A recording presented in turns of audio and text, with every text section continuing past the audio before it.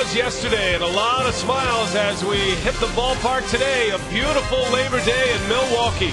The sun is out, a big crowd expected as the Brewers welcome in the best team in the National League, the St. Louis Cardinals. A bit of a lineup change today for Ken Maka. We'll get into that in just a moment. It's the Brewers and the Cardinals. It's game one of this three-game series.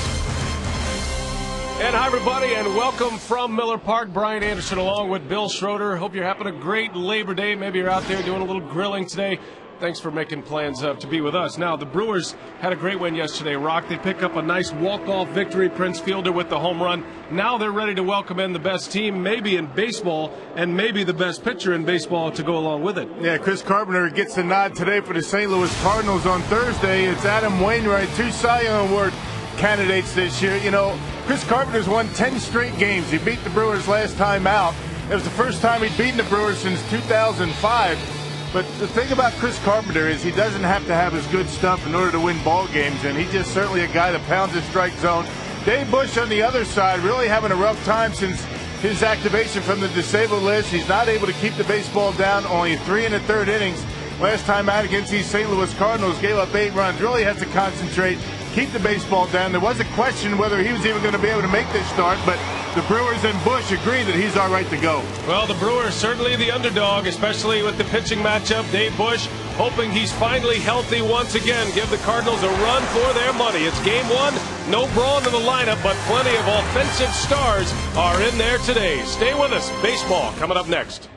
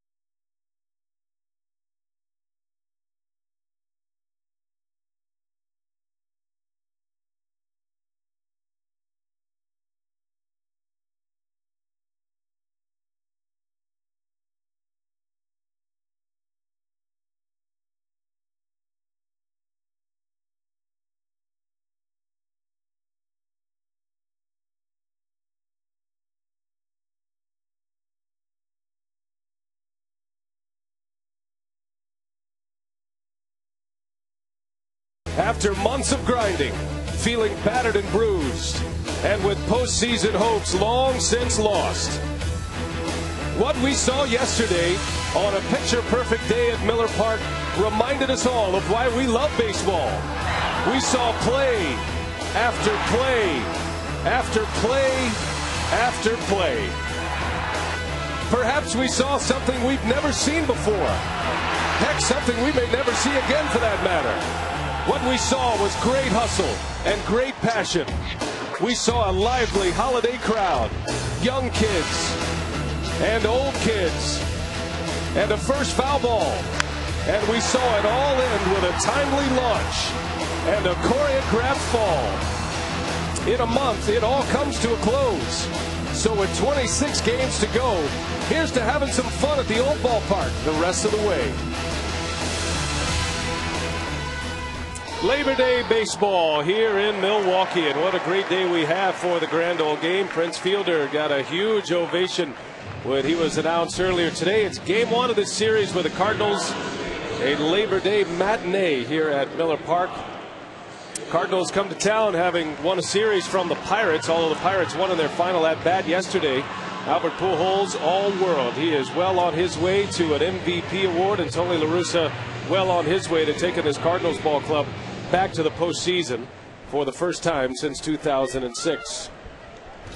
Dave Bush on the mound for the Brewers today at 3-6 and a 6.47 ERA, facing Skip Schumacher to get us started.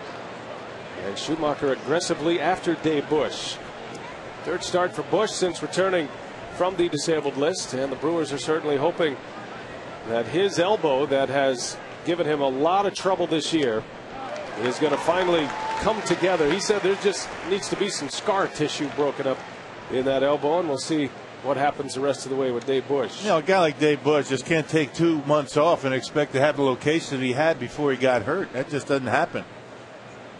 It takes control pitchers a lot longer to get their stuff back than it does a power pitcher, and Dave Bush having a tough time keeping the ball down in his first 2 starts. Bush was hit by a line drive on June 4th. Tried to pitch through it, ended up spending 2 months on the DL before finally returning in late August. But as Bush put it, he's just not the same. And so the way you get the same is by pitching. Working it out. Dig it out of the dirt, as they say. And suck it up, do the best you can, and hopefully, you know, whatever is the issue in that elbow finds its way out. You don't know what it is. Nobody knows. It's just a feel for Bushy. Just doesn't have it right now. Schumacher breaks his bat, and Jody Garrett is right there for it. Let's give you the St. Louis Cardinals lineup today. Again, they are coming from Pittsburgh, where they lost yesterday. La Russa's Subway lineup has Schumacher, Ankiel, and Pujols at the top of the order. Matt Holliday, Ryan Ludwig, and Troy Gloss in the middle, with Yadier Molina, Brendan Ryan, and Chris Carpenter. A very talented lineup, a rejuvenated lineup in St. Louis. And the Piggly Wiggly scouting report on Dave Bush. Hey, a bounce back, and he's looking to bounce back against the same team. Rough outing against the Cardinals. Got to keep everything down. And Yadier Molina, get it? No Lena.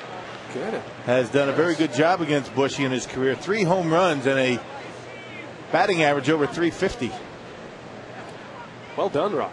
Very no creative Lena today. It's like not Molina. You don't want more of Lena. You want less of Molina. And how about no Lena? No. How about none?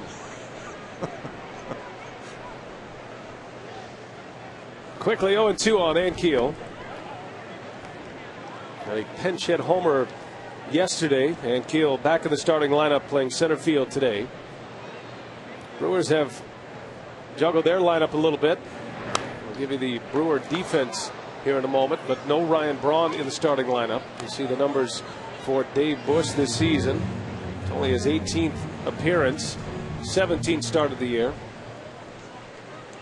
Nobody more frustrated about 2 months off than Dave Bush. He's a guy who likes to toe the line every day.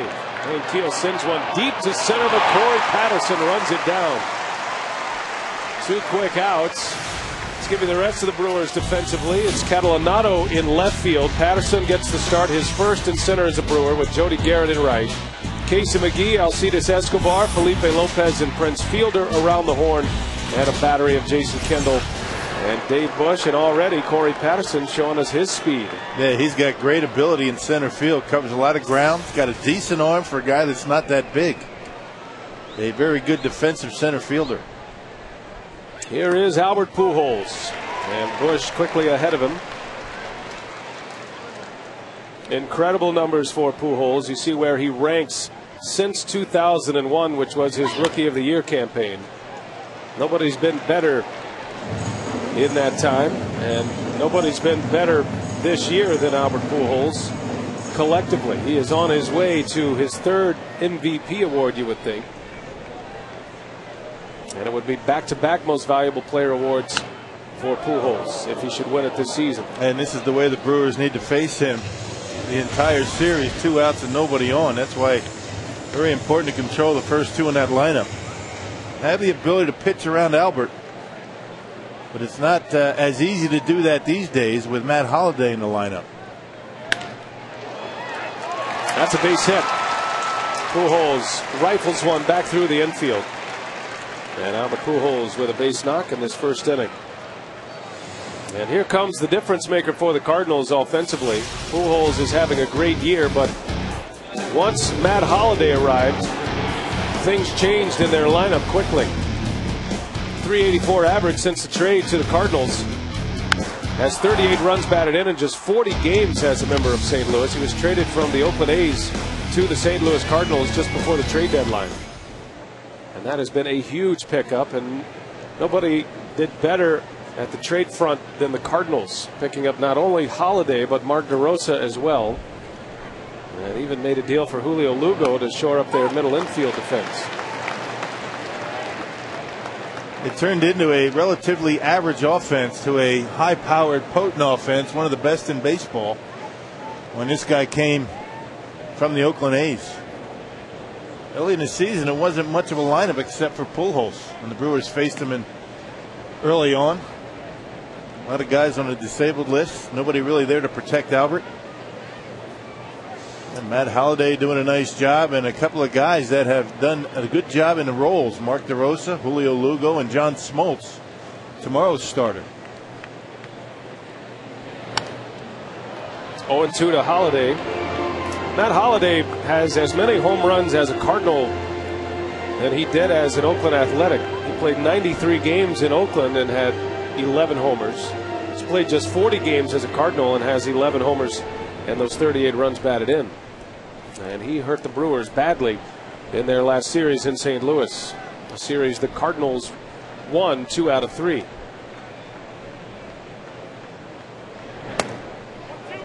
You know, when you're in a lineup and Albert Pujols is in front of you, just about all the time there's going to be somebody on base, and you're forced to pitch to Matt Holliday. That and the fact that you've got Ryan Ludwig behind him in the lineup.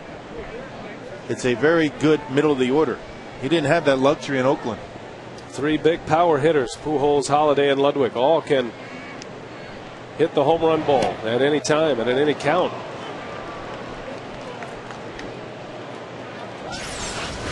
Yeah, pitch that Bush had a tough time keeping down in the zone in St. Louis. Good location that time.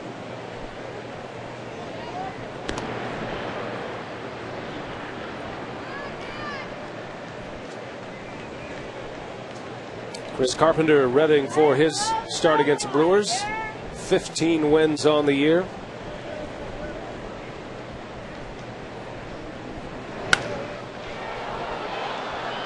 Count remains a 2-2 on Holliday.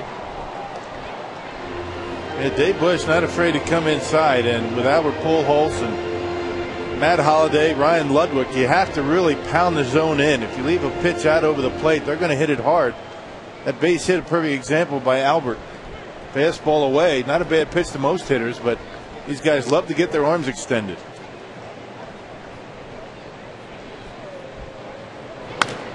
Little bouncer to McGee, a hot one, but Casey's right there, and a good start for Dave Bush. Here come the Brewers against one of the game's best, Chris Carpenter.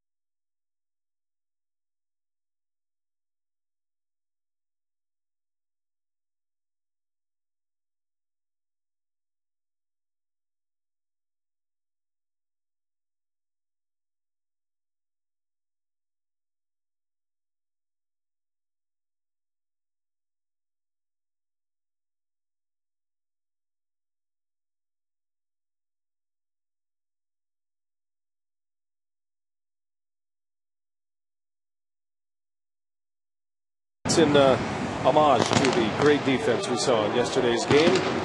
Ken Maka and the Brewers won a thriller yesterday against the Giants, and they're hoping that continues to Miller Park today. Maka's Subway lineup: Corey Patterson leads off for the first time. Catalanato bats second with Felipe Lopez in the 3-hole. Middle of the order is Prince Fielder, Casey McGee, and Jody Garrett.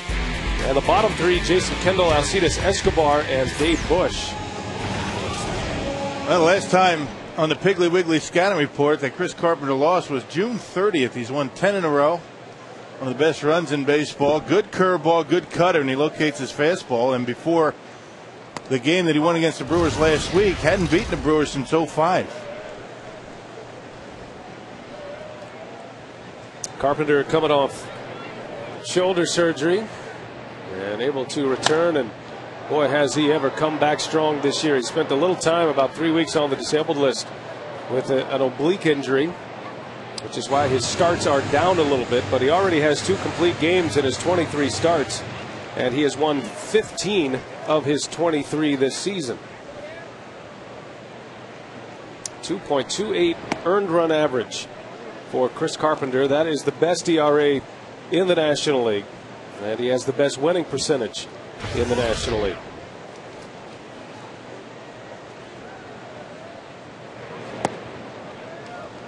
Now, and in that 10-game winning streak, he's got an ERA of 2.17. Very rarely does this guy have a bad start. Didn't have his best stuff against the Brewers his last time out back in St. Louis, but was able to pick up the win. And he strikes out Corey Patterson to start the day.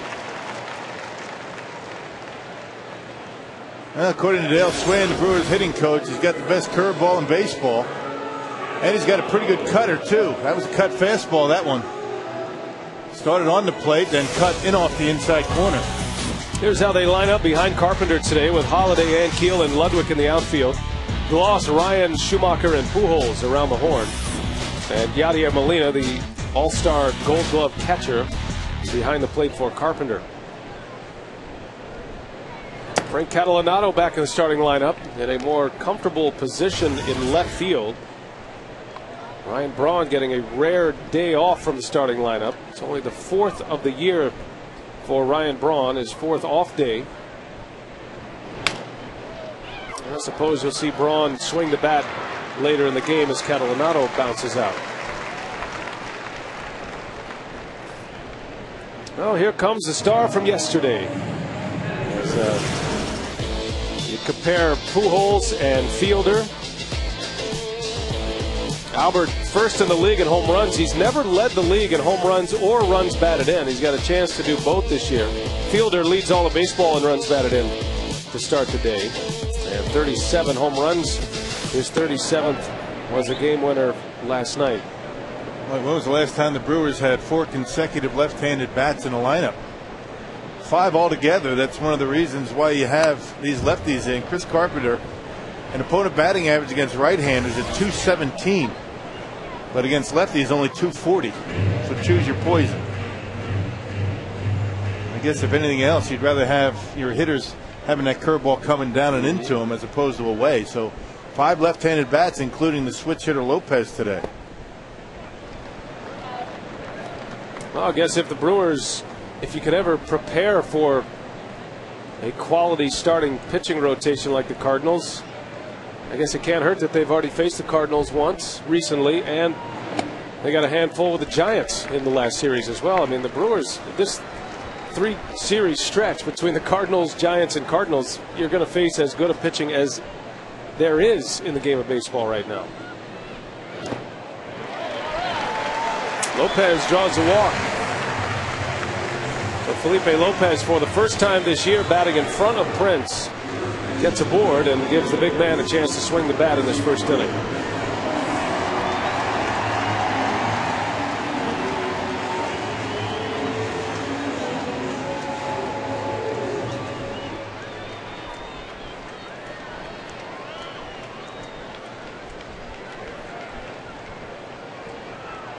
Carpenter does not walk many, has impeccable command, but lets Lopez get away and misses with a changeup to Fielder.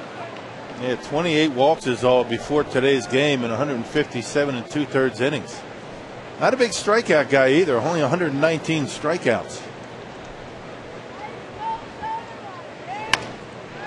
Little bouncer to Pujols, and the side retired. So Carpenter threw a scoreless first. We head to the second at Miller Park.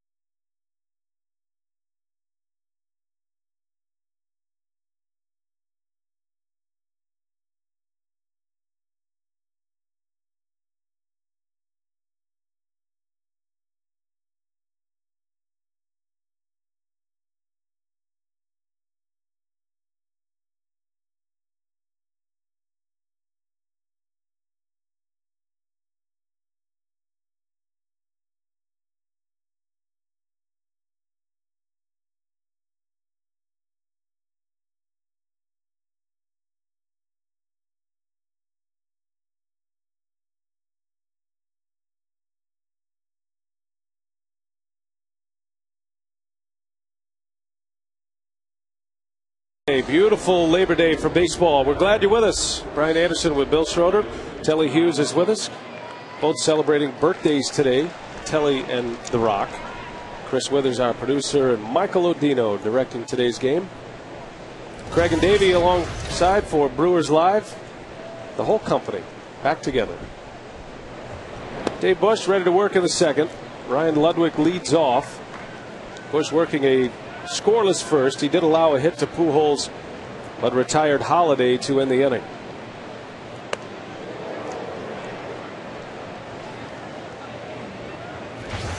Ludwig, 20 home runs once again, 87 RBIs. He has been quite a find for the Cardinals. If there is a scrap heap in baseball, the Cardinals pretty much found Ludwig on that scrap heap. And he's put up monster numbers since he's been in St. Louis. Now his third season. Was an all-star last year.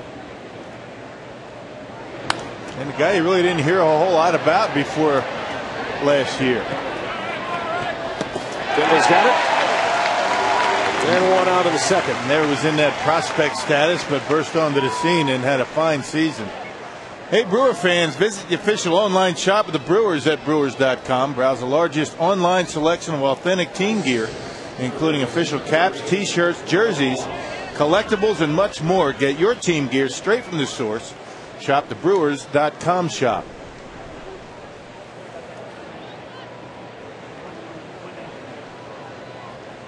One gone for Troy Gloss.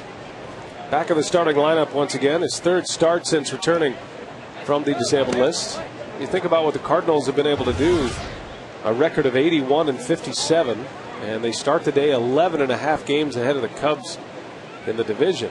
They've done it all without Gloss, who's been one of their best run producers.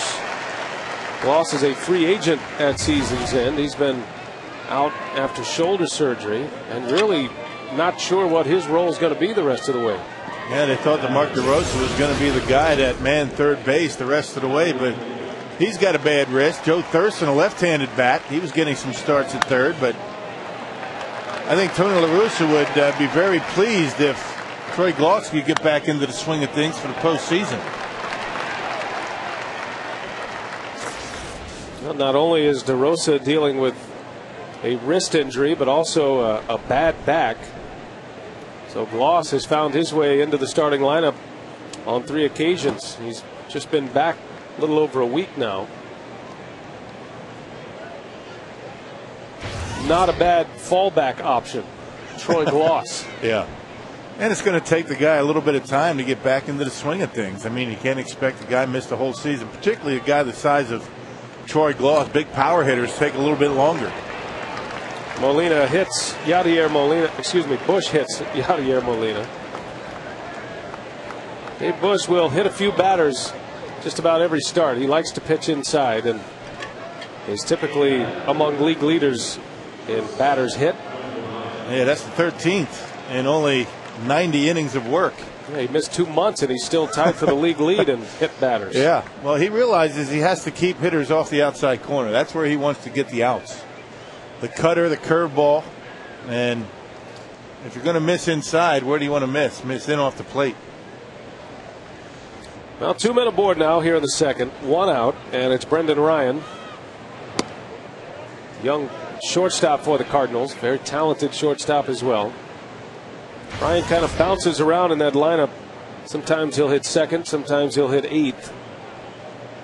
But a versatile player and an outstanding defensive shortstop. Yeah, La Russa has gone away from hitting the batter 8th for some reason. Got to be the conventional lineup these days. I guess with Matt Holliday, you don't have to worry about that, right? It all changed about the time Matt Holliday came around. Yeah, the pitcher put back in the 9th spot in the order. Good breaking ball from Bush. Ball and a strike on Brendan Ryan. As we said in the first inning, that was the pitch he really had a tough time locating. Hung a lot of curveballs. That's to be expected. Well, noticeably absent from the Cardinal lineup today is Mark DeRosa. Talked about his health situation. And Colby Rasmus, who's making a run at Rookie of the Year. A nice bat to have off the bench as Bush dots the corner with a fastball, and it's 1-2 on Ryan.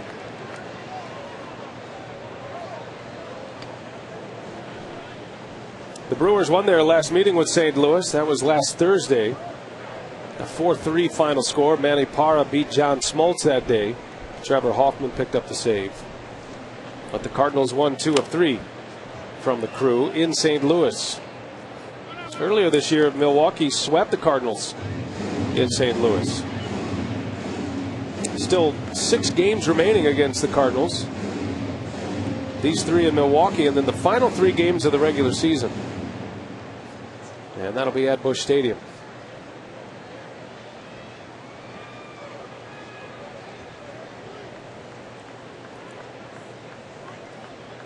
Ball and 2 strikes on Brendan Ryan with 2 on, just 1 out. Little bouncer. Lopez the out at second. Escobar does all he can, not only to get the out, but stay clear of Molina. And it's out number 2. Man, a little shuffle pass, a little bit off the mark for Escobar. And had to make sure he was able to get there. Pretty athletic guy, isn't he? Escobar, kind of unorthodox sometimes, the way he gets out of the way. Pull a groin muscle. Most guys doing that. Check out that leg. Able to clear him, a hurdler. Must be a good dancer, huh? You bet. Light on his toes. The Brewers weren't going to turn a double play with Ryan running. He's very fast. Here's Carpenter. He pops up the first pitch. Escobar is going to make the call. And that's your inning. So another scoreless frame for Dave Busch. Casey McGee leads off. We go to the second.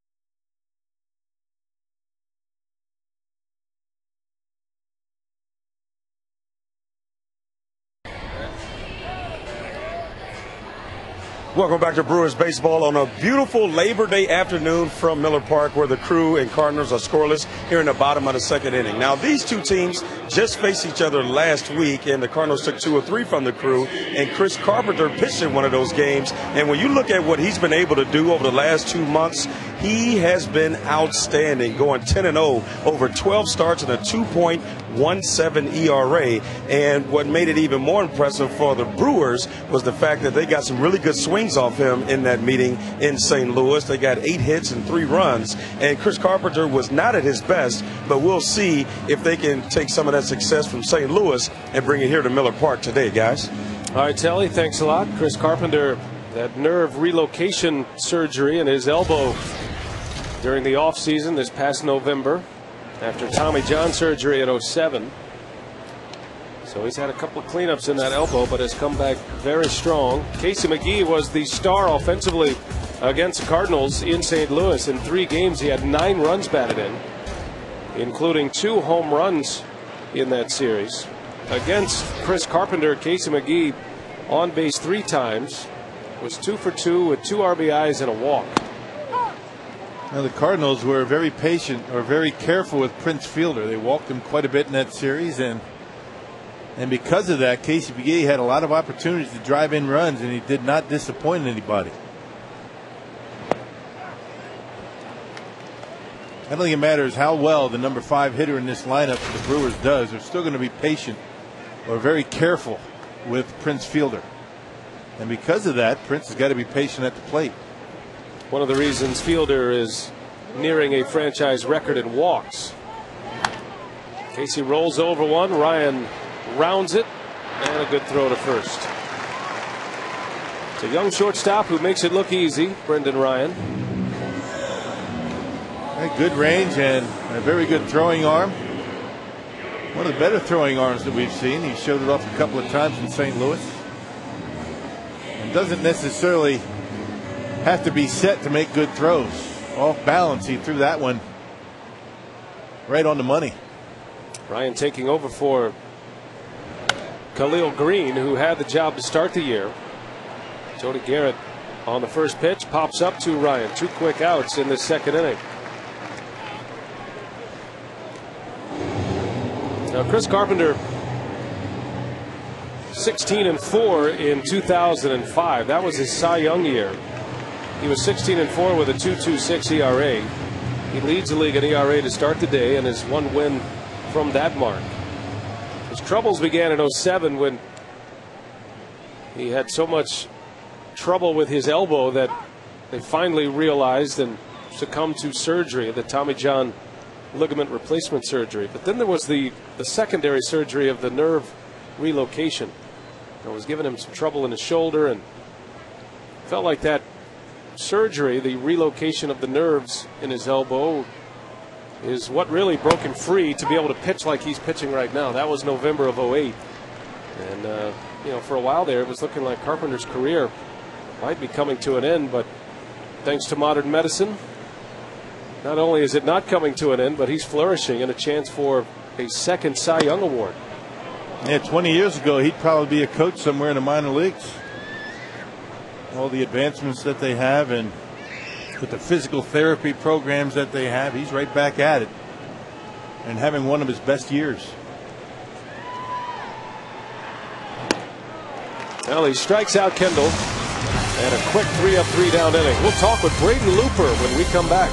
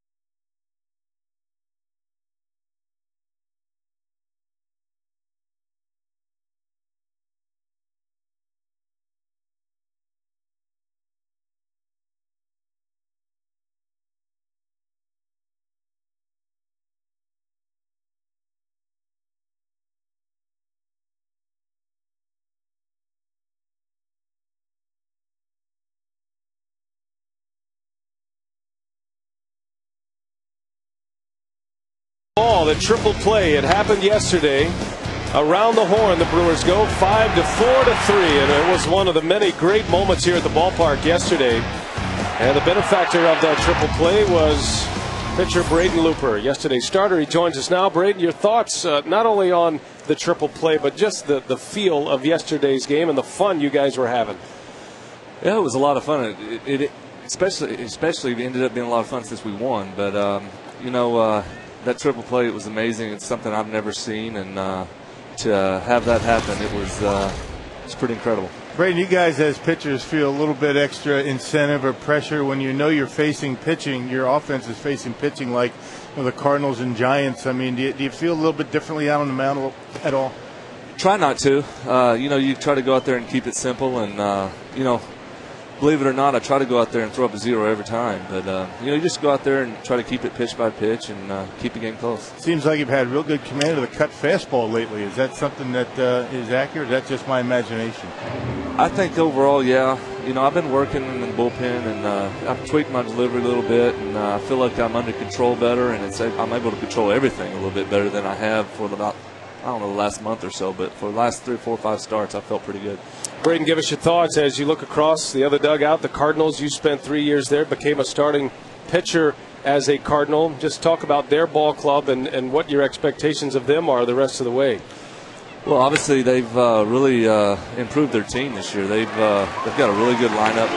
They're tough to face. They've got 5, 6, 7 hitters that are you have to really bear down on. And I think with their starting pitching the way they're going, and you have a good offense, that's a good mixture. I have a lot of friends over there and a lot of fond memories, but hopefully we can get them in this series. Absolutely. Thanks for being with us, Braden. Thanks. Appreciate your time today. Braden Looper, Brewers starting pitcher. Always great to visit with one of the players during the game.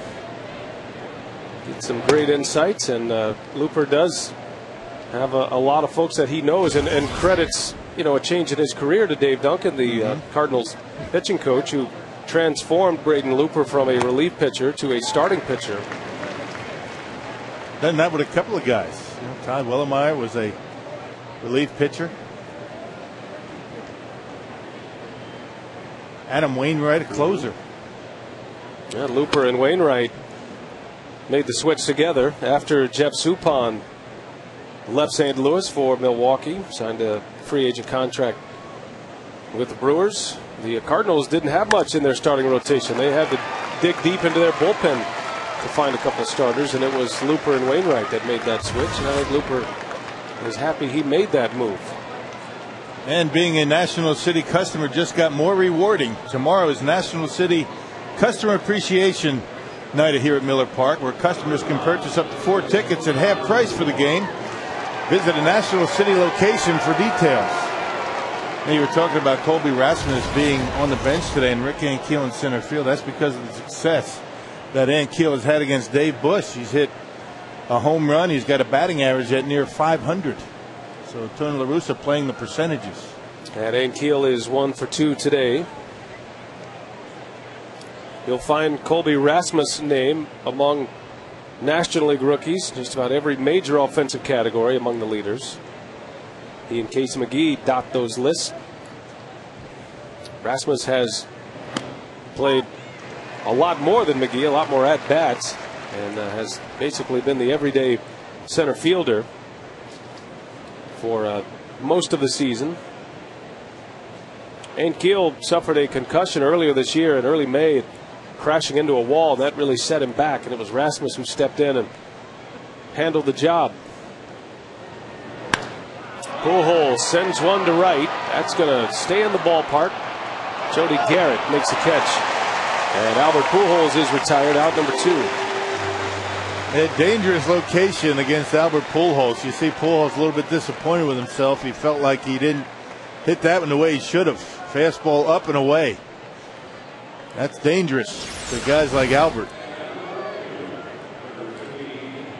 I mean, that's his wheelhouse right there, away from him. And he can drive it to the opposite field. With the best of them, hit him out of the ballpark just a little bit off the end, but still able to take it to the warning track.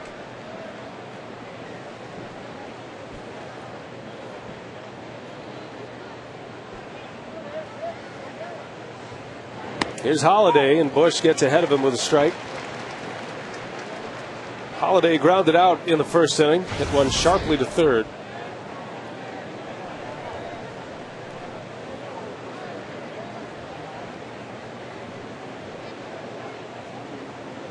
Holiday looking forward to another postseason. He was part of a great run with the Colorado Rockies in '07.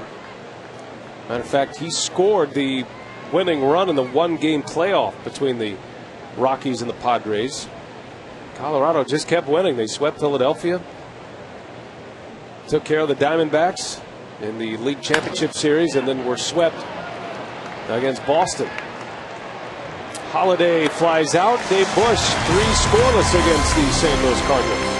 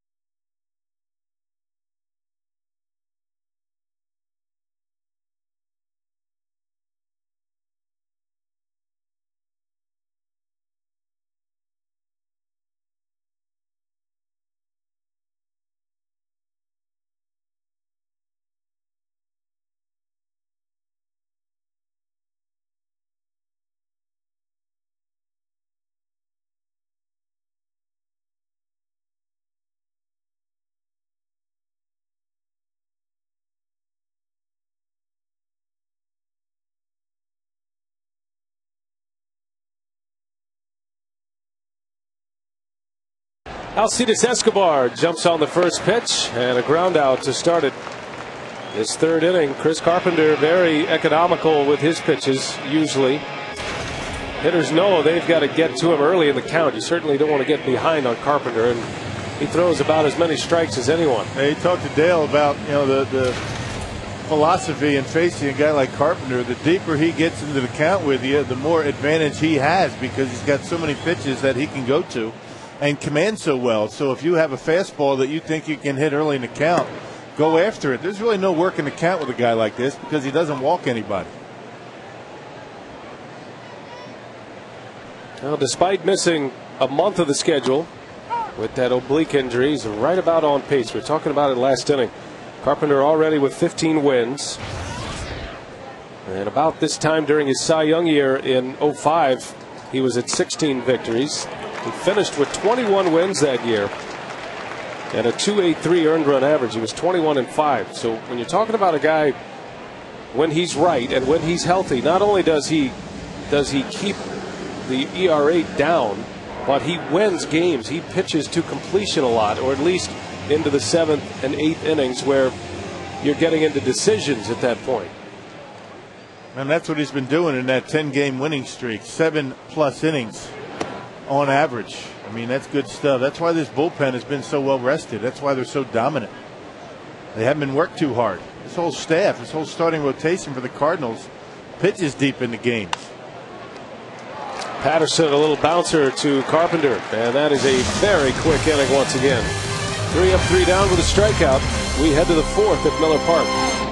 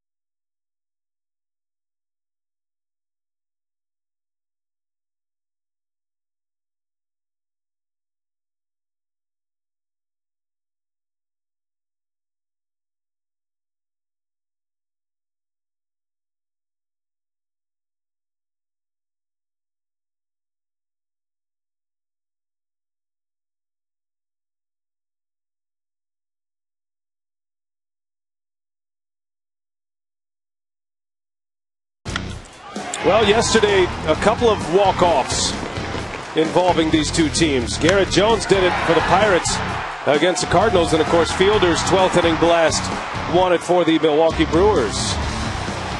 And then the choreographed fall that has everybody talking today, especially the keepers of baseball etiquette, the St. Louis Cardinals. And they aren't exactly pleased with the way that game ended yesterday. But Fielder had a big moment once again. Matter of fact, Fielder was the final assist on that triple play. It was a 5-4-3 triple play, and very rare to have a walk-off home run or a walk-off hit and a triple play to be involved in a triple play. Hadn't happened since Ted Kluszewski did it in 1954. Is that right? To have a walk-off hit or a home run and a triple play in the same game. Boy, who keeps those stats? That's going deep into the register. Man.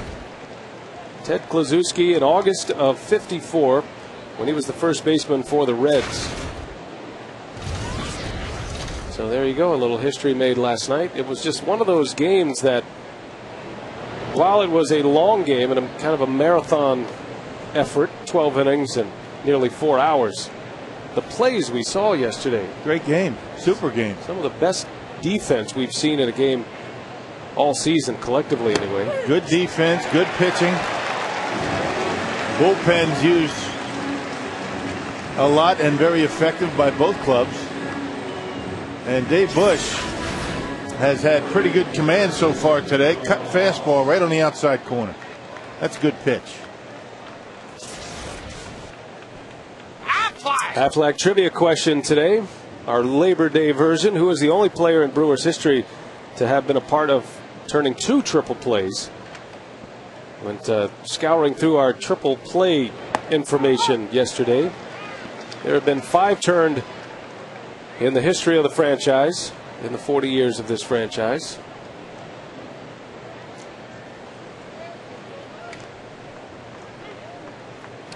Triple play had not been turned in 10 years. You got to go back to the '99 season to find the last one. 2 quick outs for Dave Bush in his 4th inning. And I don't remember the last one. I was here, but I don't remember. '99. Jeff Cirillo was involved in that one. Usually the triple plays you see, and you don't see them very often. There have been 5 in baseball this season. You see the, runners taking off and a line drive at an infielder, and it turns into kind of a triple play because the runners are on the move. But the 5-4-3 triple play is a rare one. That's really the only way you can turn one, on a ground ball. Is if the third baseman catches the ground ball with men at first and second right on the bag. Anytime a third baseman has to move at all to get to the bag and then make the throw to second base, it's just not going to work. The runner at home plate is going to be able to beat it, but it just has to. Everything has to align correctly, and that's what happened with Casey yesterday. One of the greatest throw from McGee to Felipe Lopez, but Lopez did a nice job on a low throw and able to turn it. Well, McGee happened to be guarding the line at the time. He was protecting from an extra base hit, and Rowan just hit one right to him with a perfect hop. And Lopez did a nice job making the turn. Every now and then you'll see a triple play turn where you'll see a standard double play, but then the runner who occupied second maybe try to score. A fast runner would try to score on that play. Molina lines one to center. Patterson right there. And Dave Bush doing his best Chris Carpenter impersonation. A quick 3-up, 3-down inning. The big man's coming up. Catalanado, Lopez, then Prince when we continue from Miller Park.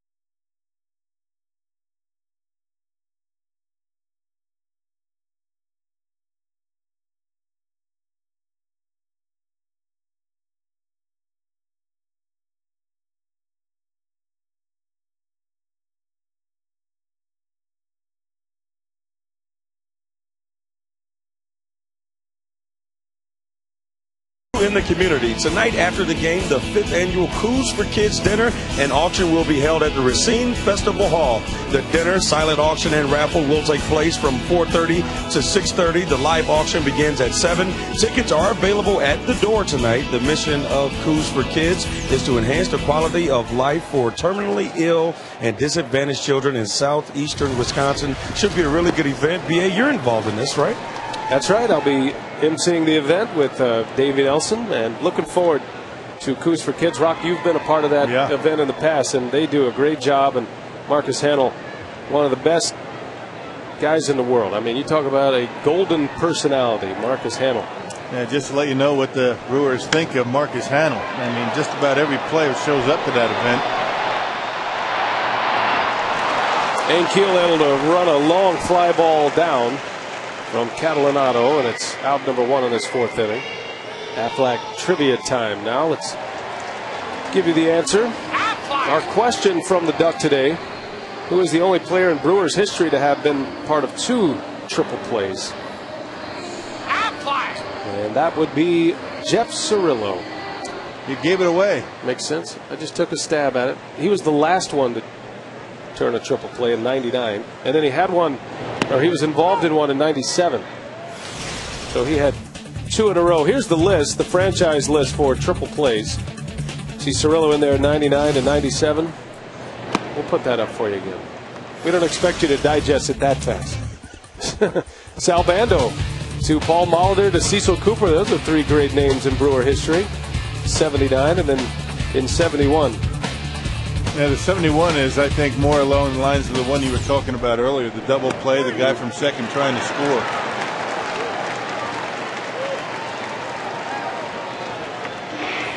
Carpenter just mowing down the Brewers as he strikes out Felipe Lopez, this time with a fastball.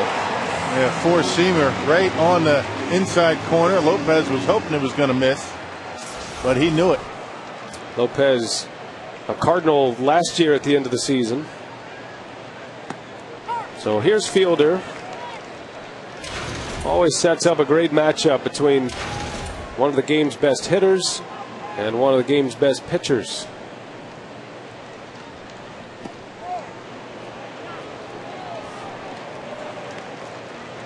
Now, Chris Carpenter is tough on any day in the big leagues, but I suppose he's much tougher in conditions like this with the bright sunshine and the high contrast. And the shadows right now are as tough as they're going to be all day. When the pitcher and everybody is in the shade, and then you have the batter's eye, bright sunshine, hitters will tell you it's tough to pick up the rotation of the baseball. But it's the same for both teams. Prince hit his 37th last night, or yesterday afternoon. A Powerball home run leaderboard still has him at the top. Mike Cameron out of the lineup once again today with a bulky hamstring, and Braun gets only his 4th day off from the starting lineup of the season. Carpenter strikes out Prince, and he is rolling along here. 41 pitches through the first 4 innings.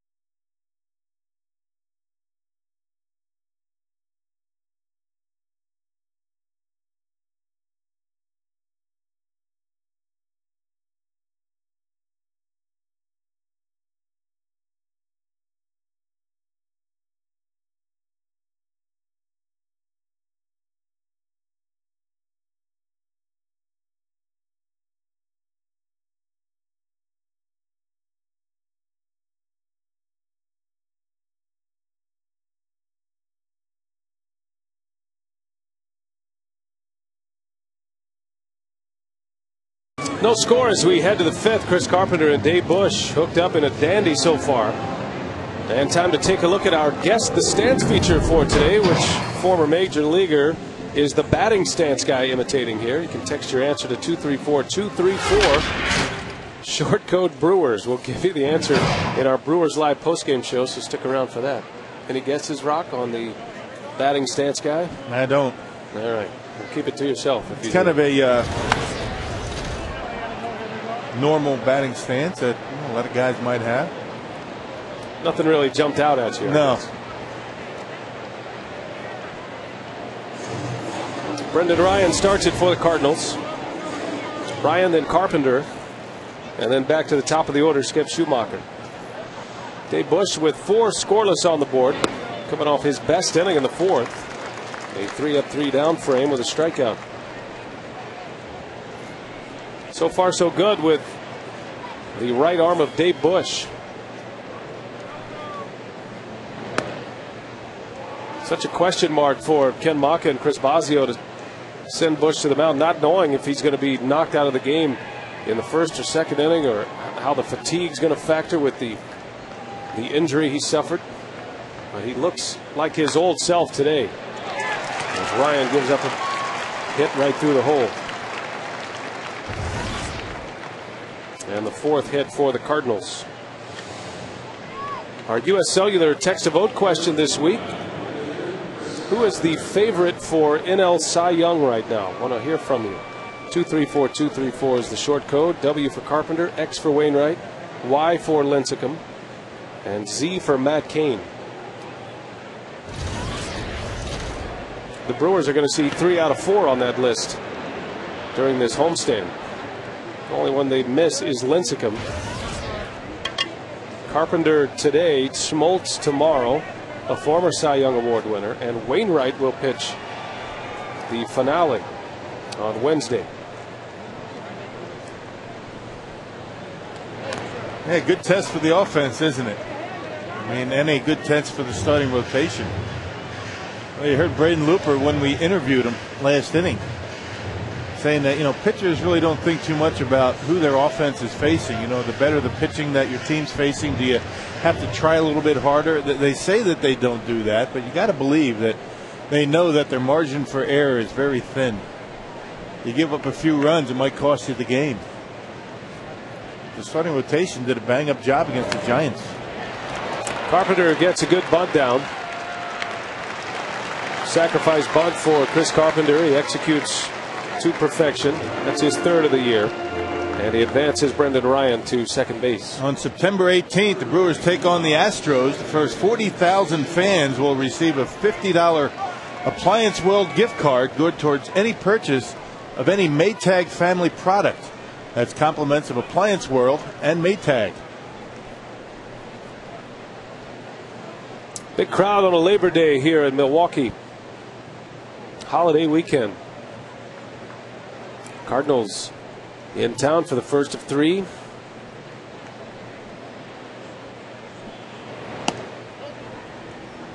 For the 2nd time today, the Cardinals have a runner in scoring position. The Brewers have just 1 base runner today against Carpenter. That was a 2-out walk from Felipe Lopez.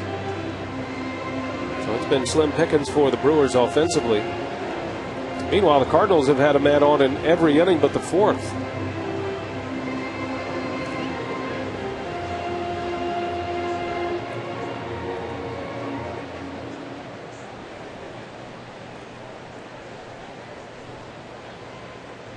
Schumacher is 0 for 2.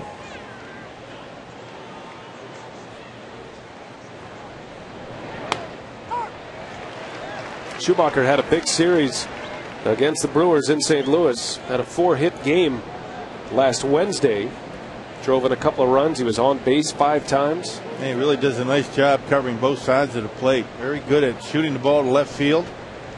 And if you make a mistake, he can pull it and find the gap on you. One of those rare left-handed hitters likes the ball up in the zone. You leave it up and away from him, and he will just serve it over there to left field. Pretty balanced spray chart for Skip Schumacher. His hits by direction.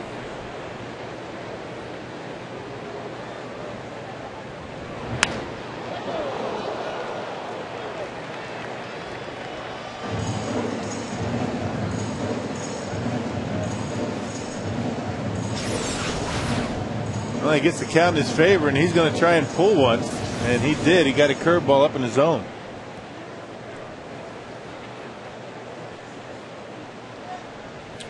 Souvenir, first foul ball for that young man.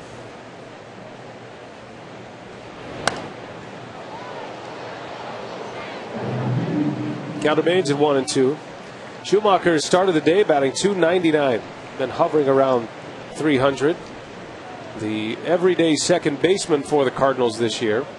Never played the infield with any consistency until this season. He was an outfielder, utility man.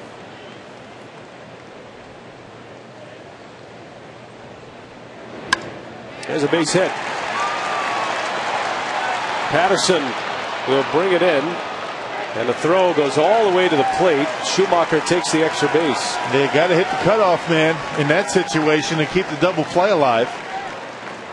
We talked about Patterson with a very good throwing arm from the outfield.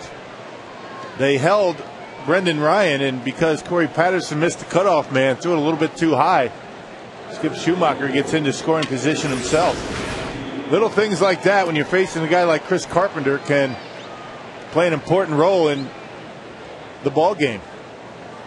And now if Rick Ankiel hits the ground ball, instead of a double play, it's a run in. And going to be tough to get through this inning without having to face Albert Pujols.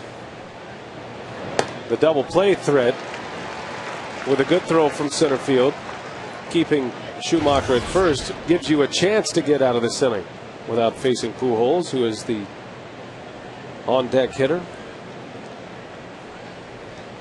Second and third, the Cardinals have their best opportunity to score against Dave Bush. That's where you have to pitch Rick Ankiel up around the belt and above. It's a black hole area for Rick Ankiel. You get that pitch down about 6 inches, and he's going to hit it pretty good. Ankiel has a propensity to strike out. He can also hit the ball very far. Pops that one up. That's going to stay playable for McGee. And a big second out for Dave Bush. On 3 pitches, talk about climbing the ladder. Bush did a nice job there. Just continued to throw pitches a little bit higher in the strike zone, and Rick Ankiel just not able to lay off of them. Well, now the wheels are in motion. A base open at first. This is where the Matt Holliday threat comes into play for an opposing manager. And early in the season, this was a no-brainer to walk Albert Pujols. But check it out, they're going to pitch to Albert because of him on deck. Last time the Brewers intentionally walked Pujols to get to Holliday. Holliday hit a 3-run home run, which proved to be a game winner.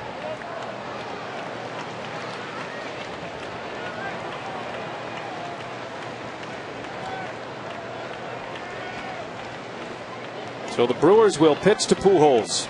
Second and third, 2 outs in a scoreless game.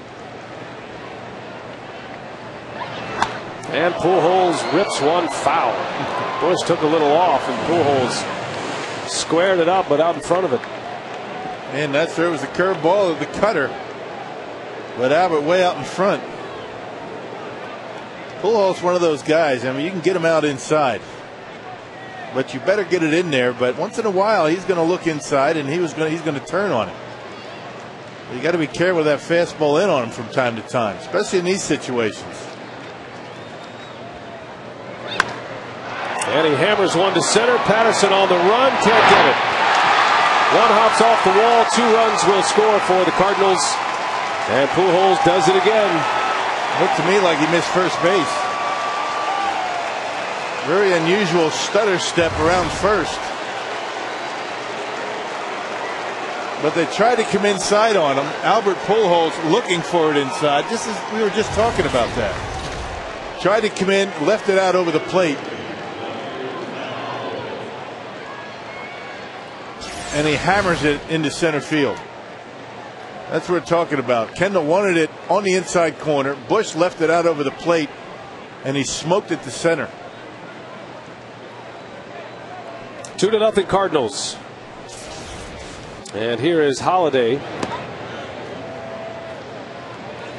And again, without Ludwig hitting behind Holiday, you'd consider walking the big slugger with a base open at first. But the Cardinals are a triple threat of power in the middle of their lineup now.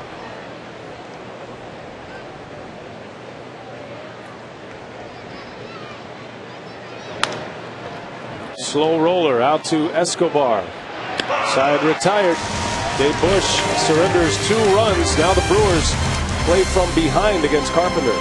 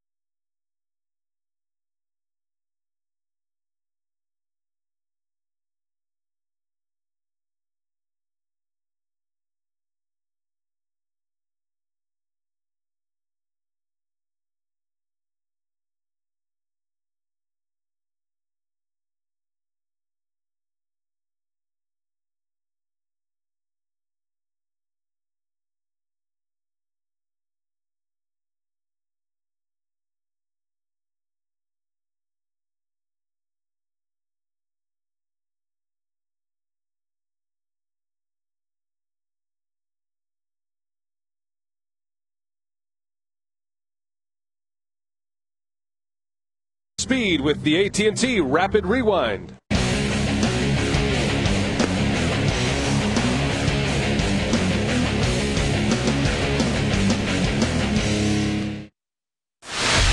AT&T, the nation's fastest 3G network. AT&T, your world delivered.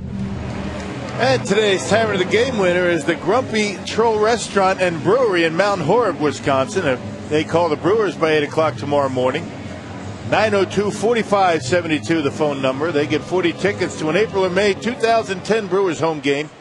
It's offered courtesy of the Tavern League of Wisconsin and Miller Lite.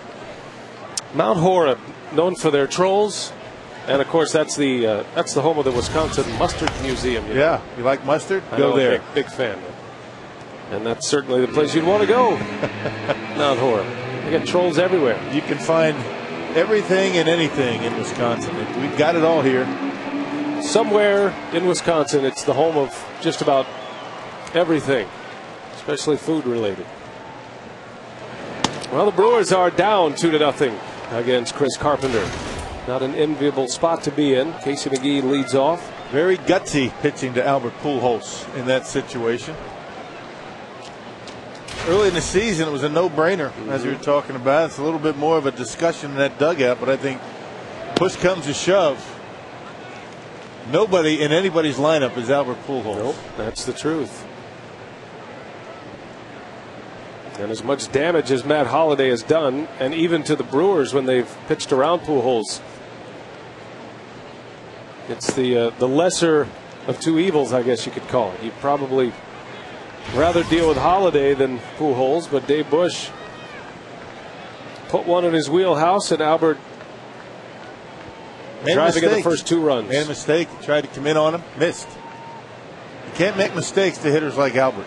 Just can't do it.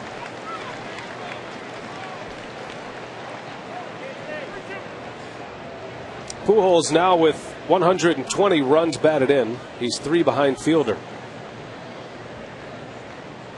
All the great seasons Pujols has put together in his 9 campaigns, as McGee is called out on strikes. That is 3 consecutive strikeouts for Chris Carpenter, and his 6th of the game. Right on the outside corner. I think Casey thought it was low. But Chris Carpenter, more times than not, will get the benefit of the doubt on a pitch like that. Tom from Milwaukee on our carsoup.com email the booth question. Easier for a pitcher to make adjustments when he faces the same team in back-to-back starts. As Garrett sends one down the line. That's a base hit. The first of the game for the Brewers, and an extra base hit for Jody Garrett. Yeah, there you go. Skunk out of the box with one out in the 5th. Get on that hit board. Every time a guy like Carpenter goes out there on the mound, there is the chance of the no-hitter. Once again, Jody Garrett going after the first pitch. This time slices it down the left field line. And the Brewers finally in the hit column, only their second base runner. And first one to get into scoring position. I think just the opposite. I think back-to-back starts against the same team benefits the hitters. In most cases. Now you're talking about a special character when you're talking about Chris Carpenter. Those guys are Cy Young candidates, have a way of making adjustments and pitching a little bit differently when they're facing the same team in back-to-back starts. No secrets with Chris Carpenter. I mean, he Right. throws what he throws, and you know what he throws, and you feel like sometimes he could almost tell you what he's going to throw, and he'd still have a tough time hitting it. Yeah, when they make their pitches and they put the baseball where they want to, I mean, most pitchers are going to do well. It's limiting mistakes, and particularly limiting mistakes in big spots.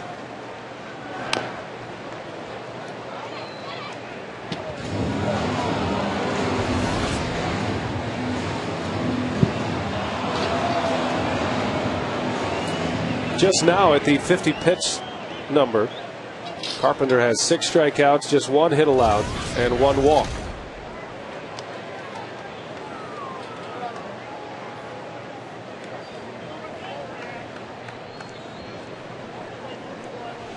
Carpenter with 2 complete games this year, and this is how he finishes games. He's able to stay economical, keep his pitch count down.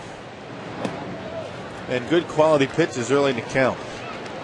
Because he knows that when he throws first pitch fastballs early in the count anyway, first pitch, second pitch fastballs, he knows hitters are going to be swinging at him. It's not one of those just throw it down the middle for a strike, because hitters do not want to have to deal with that curveball. That one just missed, and Kendall has it full at 3-2. Didn't miss by much. Might have been a bit high, who knows. Kendall almost had the game ender yesterday. That's a fair ball.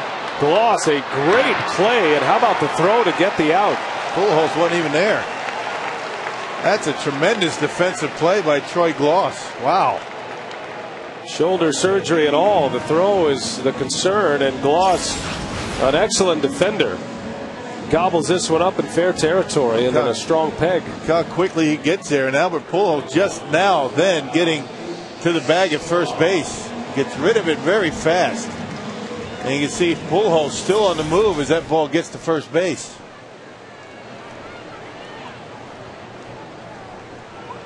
Two outs, and here is Escobar. Jody Garrett at second base.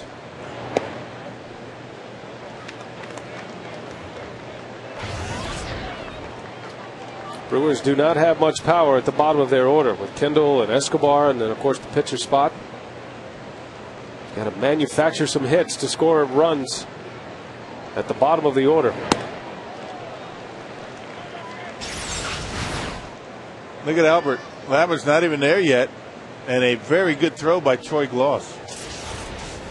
I guess if he waits for Albert to get to the base, he doesn't have time.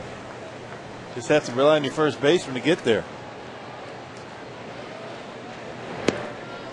I'm not sure if the timing was perfect so Pujols could make the play, or if Pujols made the timing perfect to be able to make the play and step on the bag at the same time. I think he was surprised that the ball was handled at third. I mean, it's a tough play.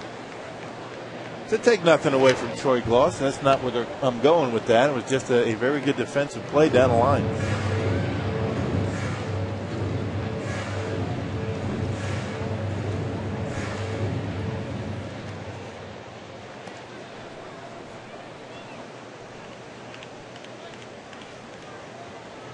The young pup, Alcides Escobar, just 22 years of age. Got in a few games last year as a September call-up, and a little more consistent playing time here this season. 2-2 the count. Escobar goes. Wow. Man. Larry Vanover quick to ring him up, and the inning is over. Didn't look like he swung. Take a look at it when we come back. That's a 7th strikeout for Carpenter.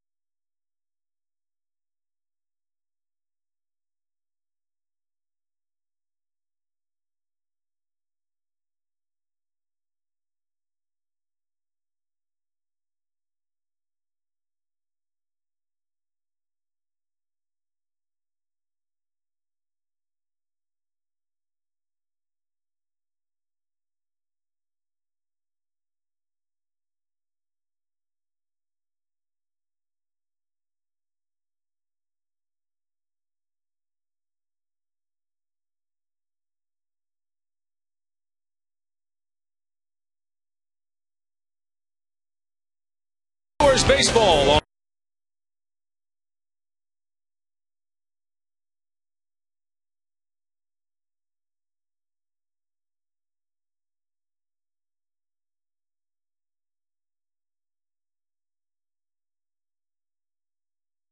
Roof is open. A beautiful day on a Labor Day in Milwaukee, and we hope you're enjoying your day today. Thanks for making it a part of our broadcast and Brewers baseball.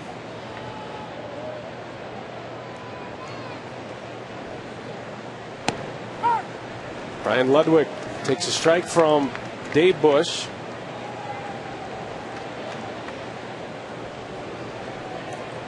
You always feel like a queen here at Miller Park. Plenty of royalty. Escobar, the long throw in time, and Ludwig is retired. Well, Albert Pujols, the difference maker so far. He belted a double over the head of Patterson in center. Plating 2 Cardinals. It was a 2-out double for Albert Pujols. Meanwhile, Chris Carpenter, 5 shutout innings, just 1 hit allowed, and 7 strikeouts. The Brewers struck out 12 times yesterday in 12 innings. Carpenter already with 7 on the board today.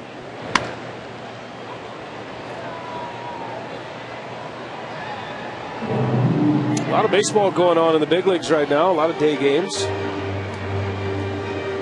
Yankees and the Tampa Bay Rays are tied at 1 in the 7th. Derek Jeter is pursuing a Yankee record.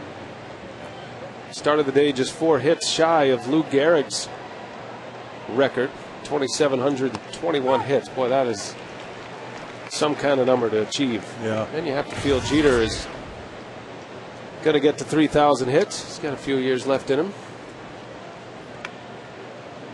Minnesota 6-3 over the Blue Jays today in the American League. That's in the 7th as well. As Gloss pops it up. Corey Patterson under it. 2 outs. Pretty good races going on in the American League, especially that wild card race. Boston leads Texas by 3 games. Texas will be in Cleveland later today. Boston is trailing the White Sox today 3-1 in the 5th inning. Another American League game in progress, the Royals and the Angels. It's 2-0 Kansas City.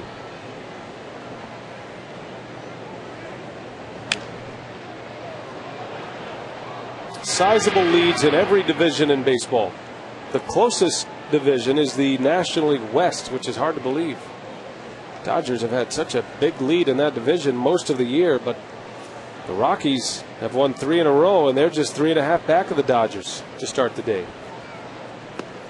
Dodgers lost to the Padres last night. Yeah, Dodgers 5-5 in their last 10 games. But so is Colorado. You can even go back to the All-Star game in St. Louis, and if you would have asked what the tightest division would be, I don't think anybody would have guessed the National League West, but that's where we are. Still a lot of baseball to be played. Good inning for Dave Bush.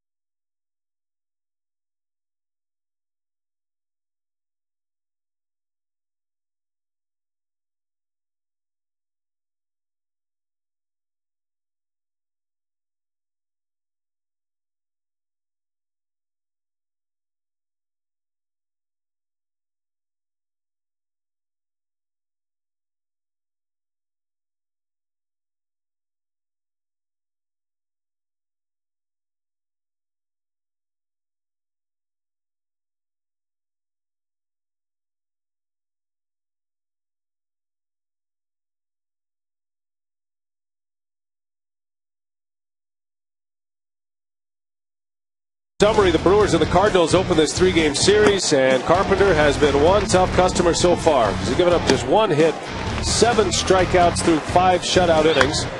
Pujols has the only run-producing hit today. It was a 2-out, 2 RBI double in the 5th. And that's where we sit as we move to the bottom of the 6th inning, 2-0 St. Louis. Cardinals making a run at the best record in the National League. Right now they're tied with the Dodgers for the best record, which can have an impact in postseason. The Cardinals could garner home field advantage throughout the National League portion of the playoffs with the best record. Dave Bush leads off against Carpenter. Hottest team in the National League Central right now, Cincinnati. They've won 7 straight. Yep. And the Reds open the day 63-73. They're 10 under, but they have been on fire really for the last 2 weeks. And they're coming off a sweep against the Atlanta Braves. Atlanta right in the middle of a pennant race. He took 3 from the Braves, who now find themselves 8.5 back in the East of the National League. And Atlanta is 7 back in the wild card. As Bush strikes out, that's number 8 for Carpenter. Well, the Brewers have announced that tickets for Brewers on Deck 2010 are now on sale. The event set to take place Sunday, January 31st. That'll be at the Midwest Airlines Center. Brewers on Deck is the winter fan festival that will help bridge the gap between the Wisconsin winter and spring training. It's a great event. Tickets can be purchased at the Miller Park ticket office. You can also call 414-902-4000 or visit Brewers.com. Had a lot of fun at that event last year. Hope you'll make plans to be with us again. And 8 strikeouts for Chris Carpenter so far today. His season high is 10. He's done that twice. Carpenter struck out 10 in 7 innings against the Reds in early August. Had a 10 strikeout game against the Brewers right here at Miller Park on the 25th of May. And when you look at his numbers before today's game, 157 and 2/3 innings and 119 strikeouts. That's not eye-popping strikeout totals. But he has days where, like today, where he's got good stuff. He's going to rack up the strikeouts.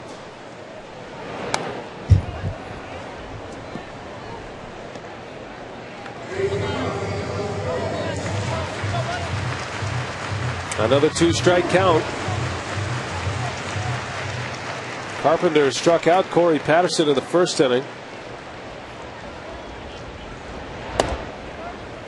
Throwing hard, 96 miles an hour for Carpenter. They must have put a hot ligament in his elbow when he had the Tommy John ligament replacement surgery in 07.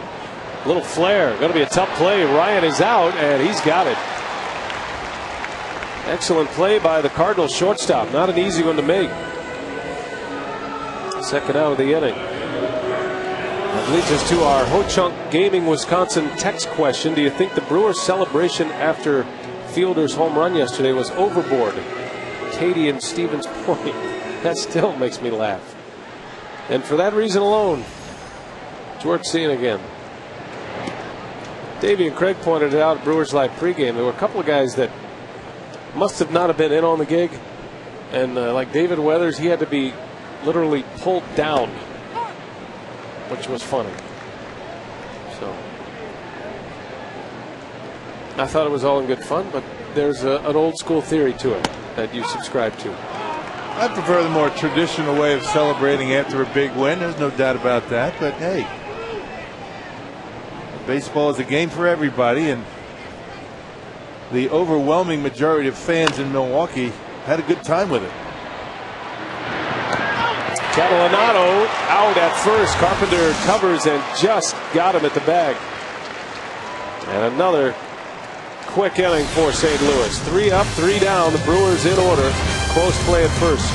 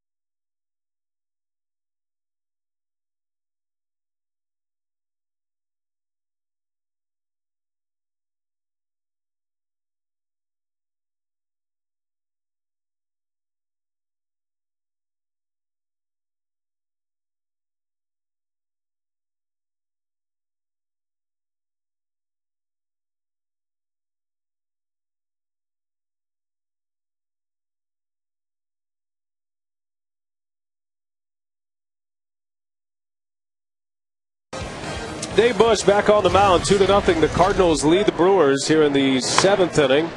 And a base hit. That's going to go for extras for Brendan Ryan. Jumping on the first pitch. And he comes up with his second hit. A double to start the 7th inning. He's the guy that got the 5th inning started for the Cardinals. The number 8 hitter. They just cannot allow the bottom of this order to do a lot of damage and get on base for the top because they're very strong at the top of that order, just out of the reach of Casey McGee. Talking about first pitch swingers. And then Ryan having a nice day at the plate. On base all 3 times today. Reached on a fielder's choice in the second. Back-to-back hits in his last 2 times up. And it gives Carpenter a chance to bunt Ryan to third base. Carpenter executed the sacrifice perfectly in the 5th. Cardinals pitchers always have this routine at the plate. When they're in a bunting situation, they square early, pull the bat back, and then make a decision whether they're going to bunt or swing away. And in almost every case, they square early. Right. They just want to show bunt to see what the infield is going to do. Now, if they have the wheel play on, you're not going to see that in this situation. But when there's a couple of men on, and the Brewers worked on this a couple of spring trainings ago, you identify where the infielders are. And if they're running all around, then they have the option of pulling the bat back and swinging away to try to hit the ground ball. Prince Fielder crashing in on Carpenter. I mean, he's literally 30 feet from the batter. And that's one of the things that a pitcher is going to look at in determining whether they should swing the bat or not. And I think that the way the Brewers are crashing at the corners would tell you that perhaps, until they had the 2 strikes, they might draw the bat back and try and swing away, hit the ground ball. Fielder creeping in again. McGee has to cover the bag at third somewhat. Carpenter unable to get a bunt down. So that's going to go as a strikeout for Dave Bush. Fouling off a 3rd strike with a bunt attempt. 2nd strikeout for Bush. And back to the top of the order now with 1 away. And Skip Schumacher coming up. Pujols due to hit 3rd now. He's down in the hold here. And you'd rather not see him bat in this inning again.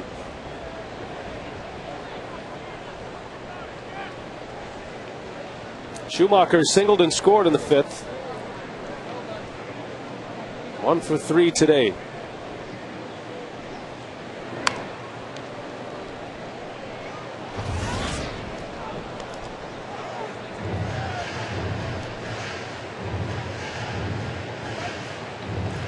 Schumacher's always been a tough out. He's just a winning type player. Can play a lot of positions. Tough out at the plate. Very rarely strikes out. Put the ball in play. Has been a serviceable leadoff hitter for Tony La Russa. Pick off at 2nd. Ryan back in time. You'd like to have your leadoff hitter maybe a little bit more speed. Doesn't run a whole lot, but got a decent on base percentage at about 360. And that's the most important statistic for a leadoff hitter, particularly leadoff hitter that bats in front of Albert Pujols.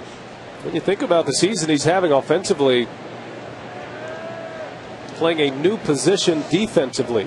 Before this year, had never played an inning of infield in the big leagues. He'd always been an outfielder, play all 3 outfield spots certainly. But Tony La Russa feeling like Schumacher is a good enough athlete to be able to adapt to second base. They needed a second baseman, and Schumacher has just fit that bill. He's been the everyday second baseman all season. And they like his bat in the lineup, and the outfield is pretty stacked.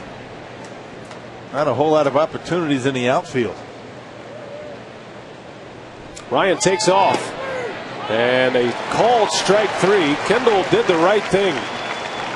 There's no chance he's going to throw him out. He basically just hung the glove out there so the umpire Dan Iasonia could see it. And no sense in being trying to be quick and disrupting the view of the umpire, so he just stayed back in his haunches and gave Dan Iasonia a good look at it right there. You can see ordinarily with a runner taking off, you're going to see a lot more movement on that than that from Kendall. But because he really had no chance, he just stayed in there to make sure he got the strike call. It's a smart play by a veteran catcher. So now Ryan's at 3rd. That'll be a stolen base for Brendan Ryan, his 10th steal of the season. Cardinals don't do a lot of running. Matter of fact, Albert Pujols is the club leader in steals with 14. It's a big hitter for Dave Bush. 2 outs and Keel the batter with Ryan at 3rd. A 2-0 deficit for the Crew, as Carpenter has worked through 6 shutout innings and 8 strikeouts.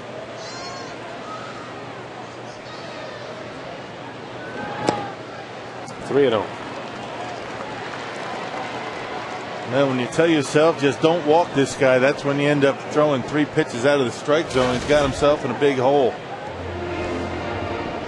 This is a guy you put it on a tee and let him hit it. You don't want to have to deal with Pujols. Even with Pujols hitting behind Ankiel, he has been known to swing away at 3-0. And he hits that one in the air. Boy, the Brewers get a break with Albert Pujols coming up next. Ankiel pops up on a 3-0 pitch.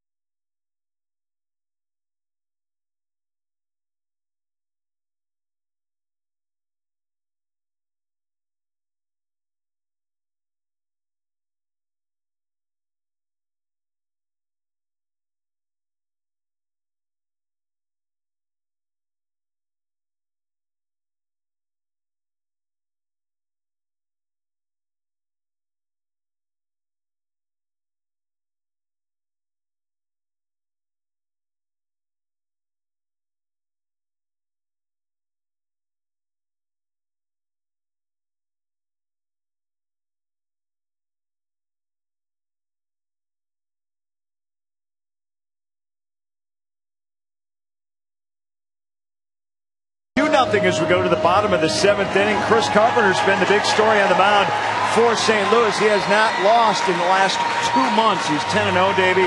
So far as we enter the 7th inning, he's only given up 1 hit, 8 strikeouts along the way, but it's just a 2-0 game. It's a 2-0 ball game. What a difference a week makes, because they got a man on every inning last week when he started the game over in St. Louis, but right now he is at his best. He's got great control.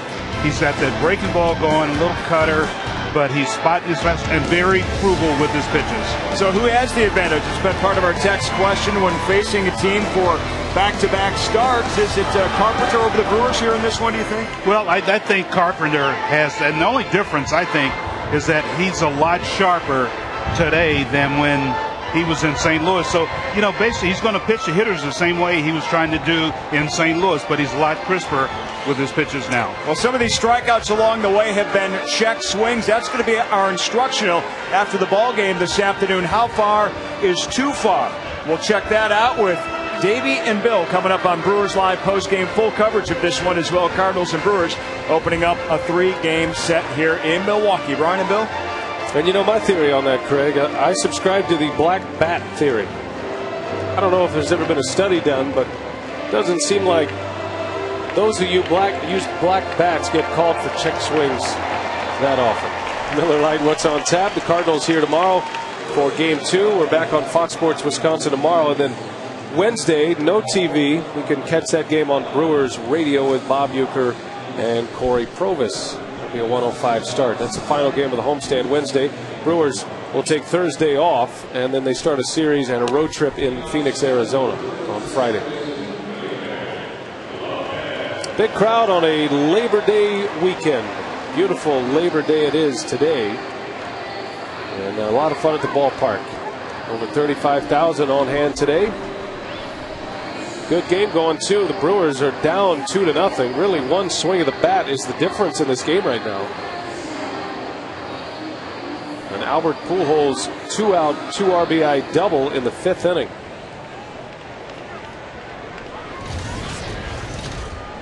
Here's Felipe Lopez, the former Cardinal, against Chris Carpenter.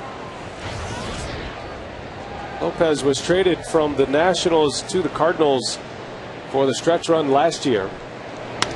And a base, make it an out. Wow, that was a base hit all the way except for Carpenter's quick reflexes. Okay. Puts himself in pretty good position and has that glove up. Not a whole lot of time to react, but ball found the glove and Carpenter able to hold on. And the Brewer hitters is wondering how. Now Molina going to go out there, just give Carpenter time to recover. I think he was in the process of getting ready to scream, thinking that ball was going to hit him. That's a good trip to the mound right there by the Cardinal catcher. Kind of let him regroup a bit.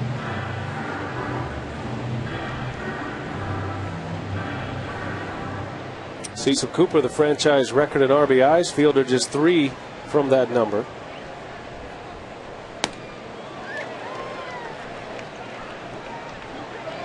Fielder leads all of baseball in ribbies with 123. Pujols now with 120 is second on that list.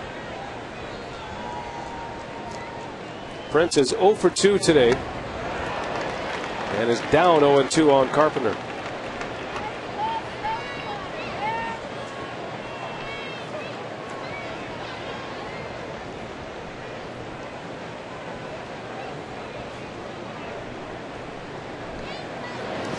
Got him. Second time Carpenter has struck out Prince. And that is 9 in this game for Chris Carpenter. Well, fastball out of the strike zone and then back-to-back curveball. This one in the dirt. And Prince committing a little bit too early. I want to remind you to get your registration in for Brewers Fantasy Camp if you want to play like the pros. January 31st through February 7th in Phoenix. Call 262-679-3612. Or you can log on to the web, brewers.com/fantasycamp. Carpenter facing Casey McGee with 2 outs in the 7th. Carpenter has faced just 2 over the minimum with 9 strikeouts. He's given up a walk and a hit. The hit was a double from Jody Garrett.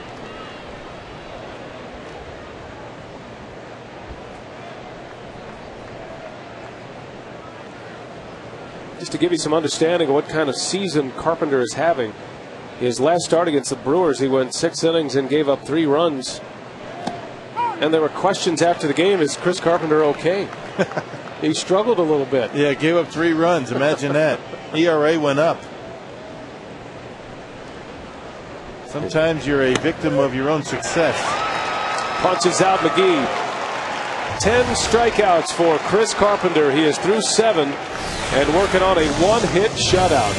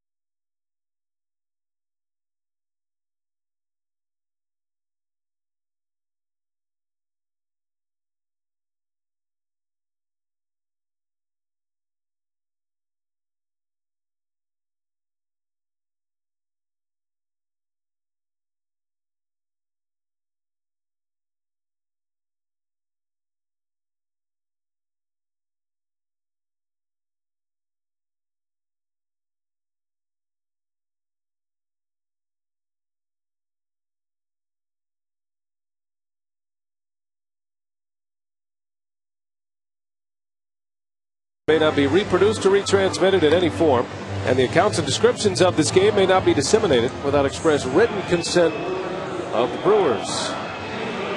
A pitching gem today. Chris Carpenter, a one-hit shutout through 7 innings with 10 strikeouts. Dave Bush went 7 innings and only 2 earned runs. Good outing. Made the one mistake. That was to Albert Pujols, the guy you can't allow to beat you. Mark DeFelice takes over. He'll face Pujols to start this 8th inning. Pujols, Holiday, and Ludwig. A couple of big swings so far in this game. The one by Albert to drive in 2 runs. And how about Jody Garrett's double? Thank goodness for that. The only hit of the game for the Brewers. A little slicing line drive to left field. That's been it against Carpenter. Good outing by Dave Bush. I mean, the Brewers have to be very pleased about that outing. Had good command. Was able to spot his pitches for the most part. And scattered 7 hits. 97 pitches through 7 innings for Bush. And certainly deserved a better fate. Unfortunately, he's matching up against Chris Carpenter, who's mowing down everybody in baseball just about like he did today. Making a run at his 16th win of the year. Cardinals are going to be tough in a short series in the postseason, especially when you throw in the days off. And Tony La Russa, and I'm saying if everybody stays healthy, but La Russa is going to have a decision to make who comes out of their rotation. Yeah. Kyle Loesch is ready to return. There's a possibility he could pitch Friday. Loesch returning from a hamstring injury. He's been very good for the Cardinals. John Smoltz is pitching well. Well, you know, 3 guys are going to be in that postseason rotation. Joel Pinheiro, Carpenter, and Wainwright. That's for sure. Those are the 3 big guys. Each and every time out, these guys have given Tony La Russa a very good outing. Pinheiro, the surprise in that group. Of course, he's got that swelled ERA at 3.28. Hardly belongs on the page. And they're all in the top 10 in the league in ERA. The real battle for the Cy Young Award might come down to 2 Cardinals. You got 2 Giants and 2 Cardinals that are in the picture. Pujols sends one deep to right center. Garrett will play it off the wall. And Pujols into second to throw, and it is not in time. Nobody at second base. The throw was there. What a throw by Jody Garrett. My goodness, nobody at second base. They were aligning for the relay to third base. A good job by Jody Garrett, and had Escobar been on the bag, they probably would have had the out. But as the ball got to second base, Escobar was still trying to get there. Tough break. Another pitch out away from Pujols, and that's a very dangerous spot to throw him. Garrett plays it beautifully off the wall, showing a very strong arm into second base. But nobody there. Got there late. And a leadoff double for Pujols, his 3rd hit of the game.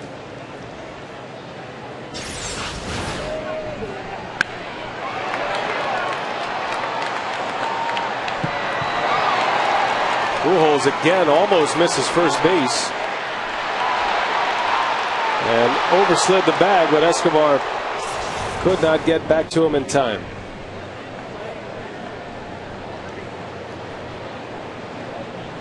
Cardinals have their leadoff runner aboard for Holiday.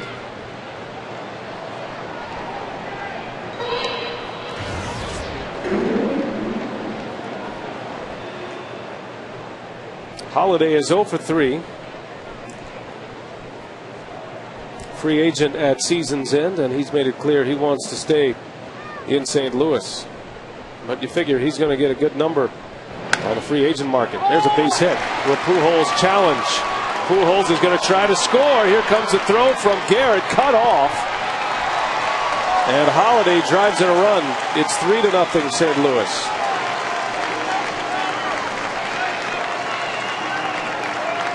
Holiday with his 39th run batted in his 41st game as a Cardinal. And what's new? I mean, all 3 runs driven in by Pujols and Matt Holiday. Cut fastball that stayed in the inner part of the plate, and Holiday pulls the hands in and shoots it to right. As good a throw as Jody Garrett made to second base. A very poor throw into the infield that time. He had a good chance to throw out Pujols at the plate.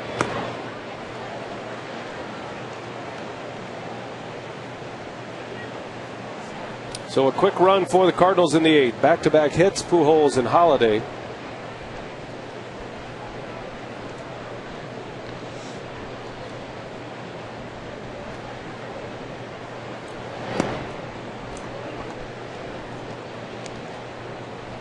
Albert with 3 hits today. 2 doubles. A double that plated the first 2 and a double that set up a run here in the 8th.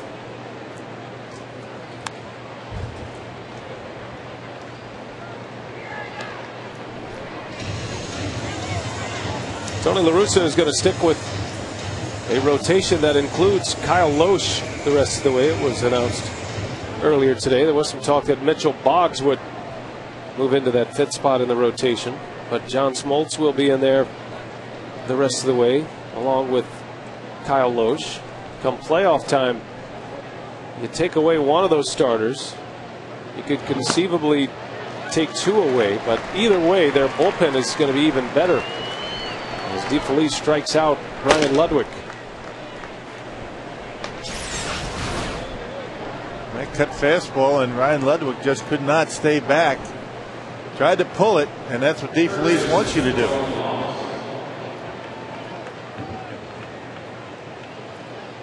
One gone for Troy Gloss.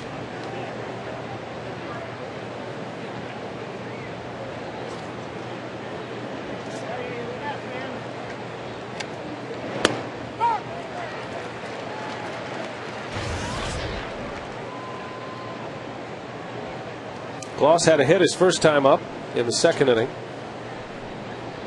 2 for 15 on the season after returning from shoulder surgery this winter. He was out most of the year. Activated last Tuesday.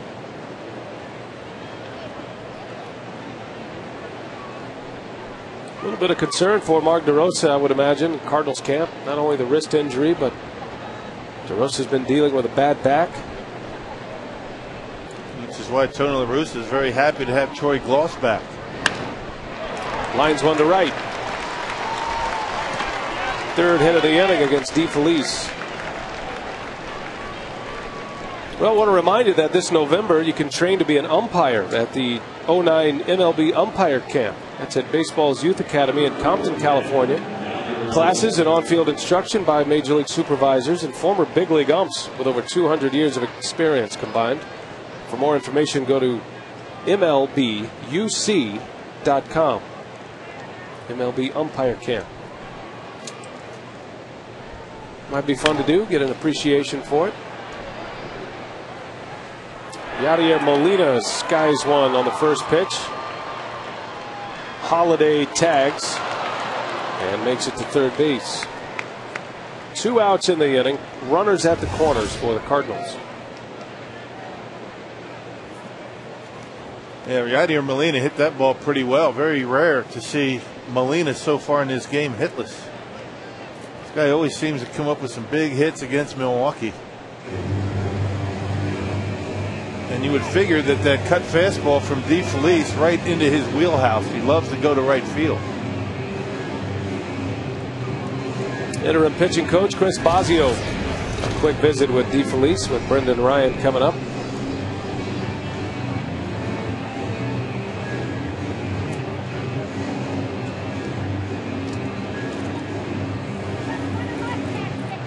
Three to nothing St. Louis. And a big hill to climb for the Brewers today. Chris Carpenter has surrendered just 1 hit, a Jody Garrett double in the 5th, 10 strikeouts through 7 shutout. Tomorrow it's John Smoltz against Manny Parra. On the air at 6:30 for Brewers Live. Craig and Davey. Game 2 of this 3-game series. Cardinals continue to win series at an alarming rate. They're now 11-0-1 in their last 12 series. Not bad, huh? That is putting the hammer down. Coming off a series win against Pittsburgh. 32-15 since the All-Star break.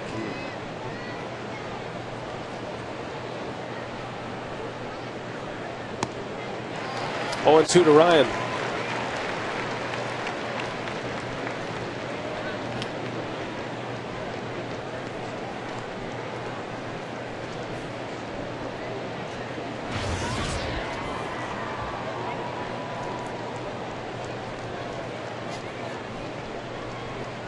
Two outs, runners at the corners. And Ryan off the glove of DeFelice. Lopez to Escobar, and they get the out at second base. Everybody had a hand. It goes 1 to 4 to 6. An outstanding play to minimize the damage.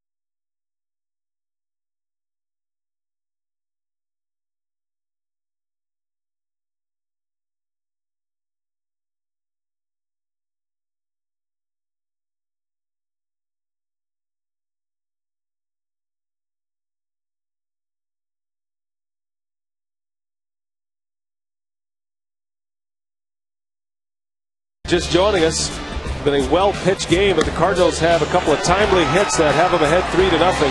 Carpenter has been on his game today. 10 strikeouts, 7 shutouts. The only hit Carpenter has allowed, this Jody Garrett double, a slicer into left in the 5th. Pujols a 2-run double in the 5th inning with 2 outs. And then Holiday drove in Pujols in the 8th inning, the top of this frame. 3-0. Carpenter facing Jody Garrett to start. Drops a strike in there. Carpenter looks like he's on his way to his 3rd complete game of the year. Jody Garrett at the plate, presented by Wendy's. The only hit. Pujols botches it. Carpenter covers, and they get the out. 1 gone in the 8th. Now Rock, Carpenter has faced just 2 over the minimum today. And he's only used 82 pitches so far, as we have 1 out in the 8th inning. Outstanding work. Pounding the strike zone. Walked only 1. That was Lopez in the 1st inning. 10 strikeouts. And had it not been for a Jody Garrett base hit or double to left field, this would be a very interesting finish to this ball game. Not that it's not going to be anyway. Jody Garrett hit that one right on the nose. Albert knocks it down, and Carpenter able to get there just in time. Carpenter might have gotten spiked on the way across the bag.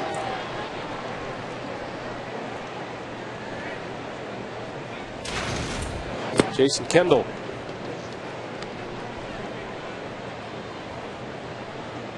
Carpenter signed a 5-year deal with the Cardinals a few years back. He signed through the 2011 season. He was originally property of the Blue Jays. 1st-round draft pick back in '93 from New Hampshire. Big 6'6" right-hander, Chris Carpenter. One of Carpenter's best games of the year came against the Brewers right here at Miller Park. It was back on the 25th of May. Went 8 shutout innings and gave up 2 hits and 10 strikeouts. No walks in that game.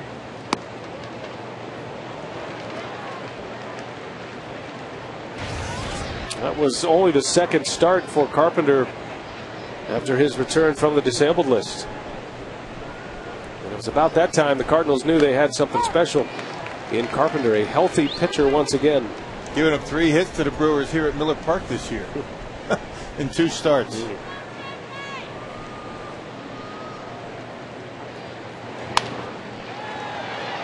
Phillips, or rather Ryan, makes a play.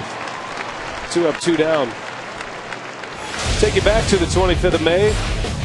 Second start after an oblique injury. Memorial Day weekend, and Carpenter was on point. Very similar to this start, as a matter of fact, although he has walked a batter in this game. Did not walk a batter with 10 strikeouts, and 10 more today. Threw 93 pitches in 8 innings that day. That was a matchup between Carpenter and Gallardo, a game the Brewers would win on a Bill Hall walk-off single. They won it in 10 innings. Gallardo matched Carpenter. He went 8 shutout himself with 6 strikeouts. Neither factored in the decision. Well, that's another quick inning. 3 up, 3 down. Here comes Narveson.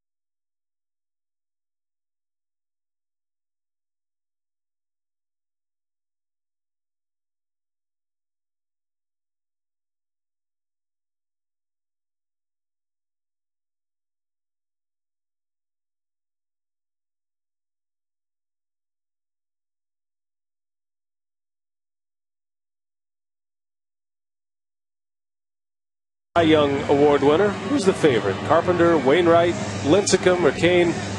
Just text the letter, the corresponding letter, to 234-234, courtesy of U.S. Cellular. Brewers have a new pitcher on the mound, the former Cardinal, Chris Narveson.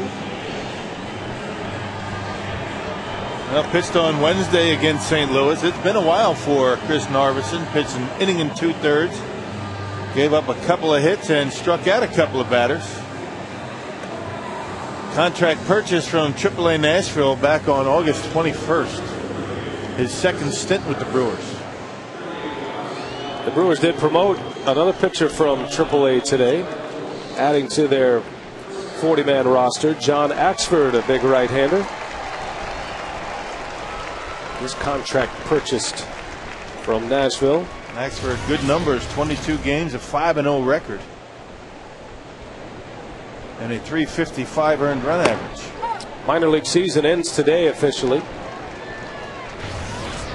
Axford started the year in A-ball, made the progression, and finally made it to AAA, where he threw the baseball pretty well.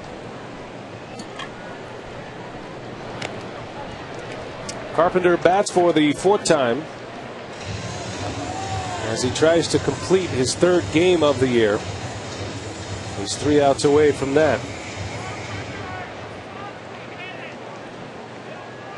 Carpenter is 0 for 2 with a sacrifice at the plate.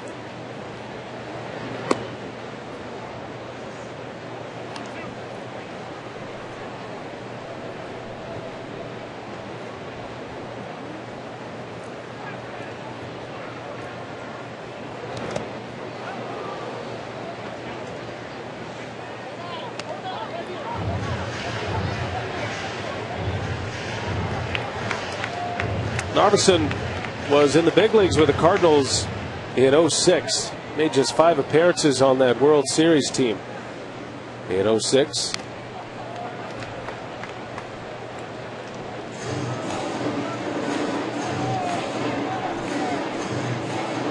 Drafted by St. Louis, they gave him a chance in the major leagues.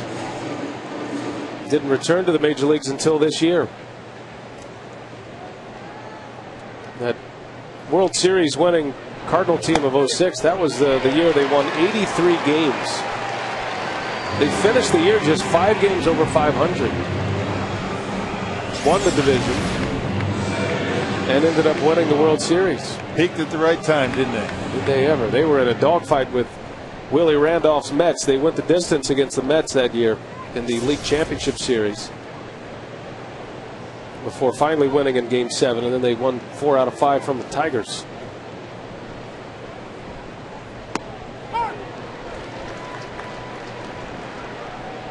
Nobody gave the Cardinals much of a chance in that World Series, did they? Or in the playoffs even. I mean, the Cardinals, I should say the Tigers, swept through the playoffs. They had, 9 days to sit around before the start of the World Series, and lost all their momentum. And the Cardinals ended up taking it. Same thing happened to the Rockies a couple of years ago. That's right. Yeah, they swept their way through the LCS, and then that was that Matt Holliday club in Colorado in 07. They finally ended up in the World Series with Boston, and Boston, before you knew it, had 4 wins and the season was over. Sometimes too much of a layoff is not that good a thing. Narveson will play it himself, 2 outs, as he retires Schumacher. Starting to see Chris Narveson, though, settle in. He's starting to look comfortable, like he belongs, which takes a while, especially with a new organization. He's pitched well lately. Yes, he has. We talked about that, that last time out. Inning and 2/3, scoreless baseball against the Cardinals in St. Louis. Ankiel, a base hit. Going after the first pitch. And Rick Ankiel has his 2nd hit of the game. And that's going to send Pujols to the plate one more time. Kind of surprised there's not a right-hander getting loose in the bullpen. Now Narveson's got to deal with Albert Pujols. Well, you never know. Crew's only down 3-0. Going to allow Narveson to face Pujols here. Nothing but right-handers coming up now. Pujols has 3 hits today and a couple of RBIs. Drove in 2 in the 5th. That put the Cardinals on the board.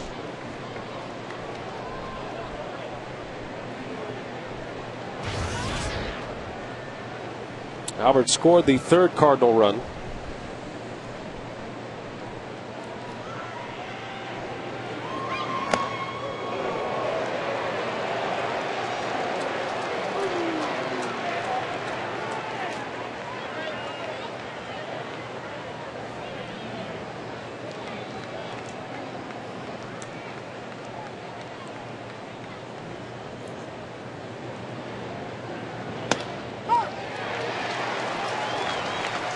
I think Albert looking inside that time. He figured he got brushed back last pitch, and Narveson threw one right where he likes it, outer half.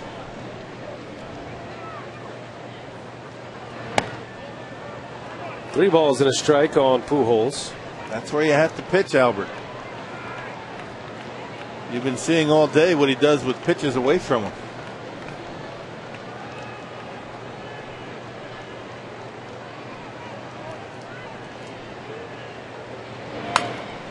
Albert launches that one down the left field line, and it is hooking foul. Plenty of carry, just a little out in front, and it's 3-2. Pujols had a pinch hit game-winning home run in Pittsburgh on this road trip on Saturday.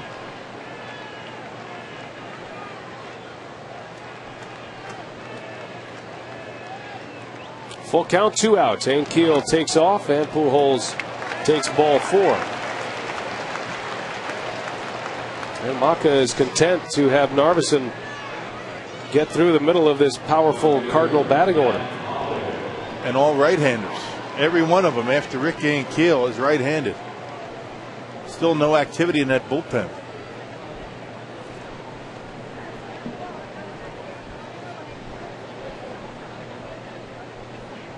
Here's Holiday.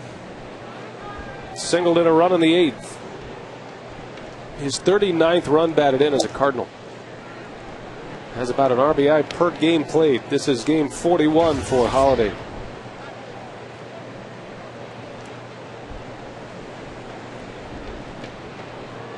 And here comes Chris Bosio, and just now the Brewers get some activity in their bullpen. Chris Smith getting loose, and he has just started to get loose. It doesn't take him very long, but I think he needs a little bit longer than maybe 4 or 5 pitches. Marcus Hanel has not yet got down in the crowd, so he just started to get loose. Bosio just biding some time out there right now.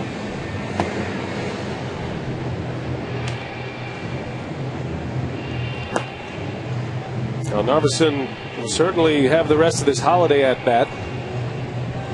If he reaches, it's possible Smith could be ready to face Ludwig. You certainly don't want to give up any more runs. Might be too late. With this guy up, he could clean him up as quick as anyone. Narveson behind Holiday, 2 on, 2 out, and it's 2 balls and no strikes.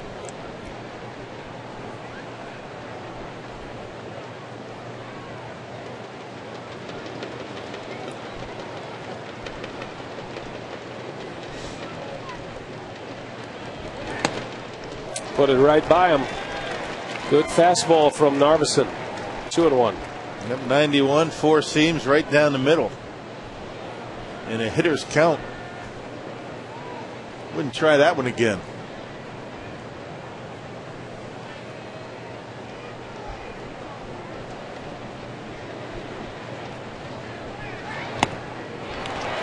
He did.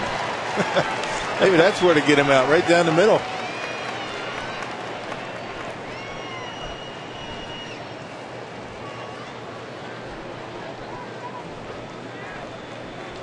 Two and 2 the count.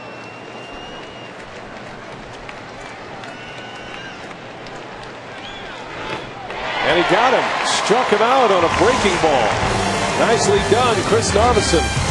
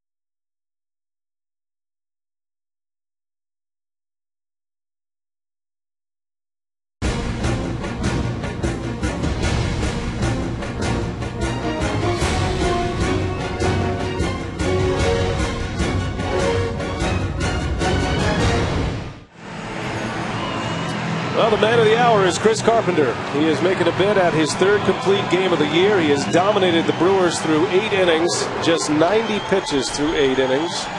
He only hit a Jody Garrett double in the 5th. The Brewers are down 3-0. Bottom of the 9th. Craig Counsell will lead off. He'll pinch hit in the pitcher spot for Narveson. Counsell 5 for 14 as a pinch hitter this year. That's a .357 batting average.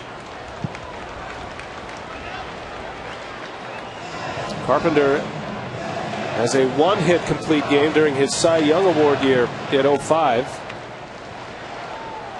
And a couple of 2-hitters on the board.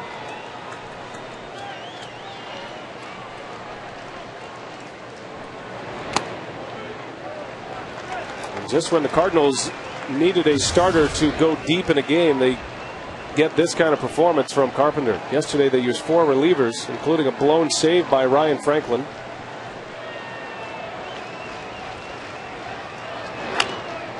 With the kind of starting pitchers the Cardinals have, there's no such thing as stress-free managing, but it's about as stress-free as the job can get with these guys. Yep.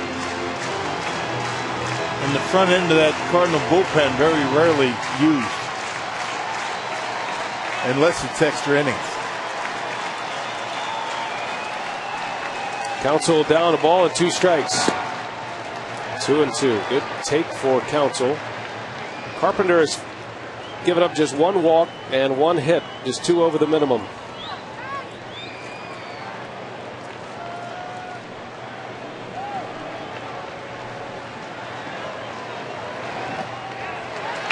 Three and 2. Still hasn't got to the 100 pitch mark. Amazing. 95 pitches. Look at the single-digit pitch counts. 4 of them. He's retired 11 straight. And 24 of 26 today. And it's ball 4. Counsell draws the walk. Carpenter thought he had him struck out. Isonia's been calling a lot of strikes here this afternoon. The home plate umpire lets that one go by, and Counsell a base runner. Yep, Yadier Molina had a discussion with Isonia. Carpenter, check it out. Not sure why it was called a ball, but perhaps because Molina was setting up on the outside corner. Looked like a pretty good pitch. But the fact that I think Molina reached for it is why it wasn't called. It looked like a strike.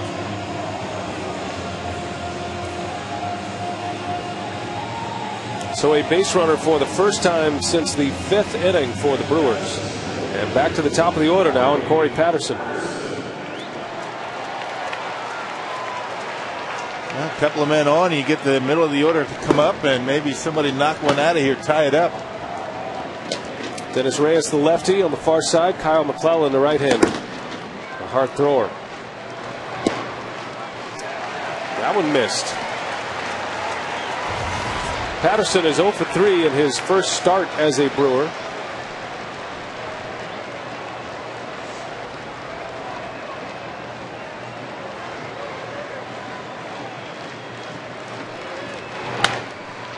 Bounce to Ryan.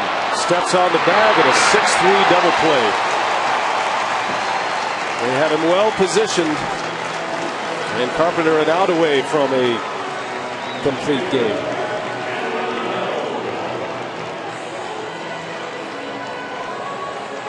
Brewers with 154 home runs on the Powerball home run leaderboard.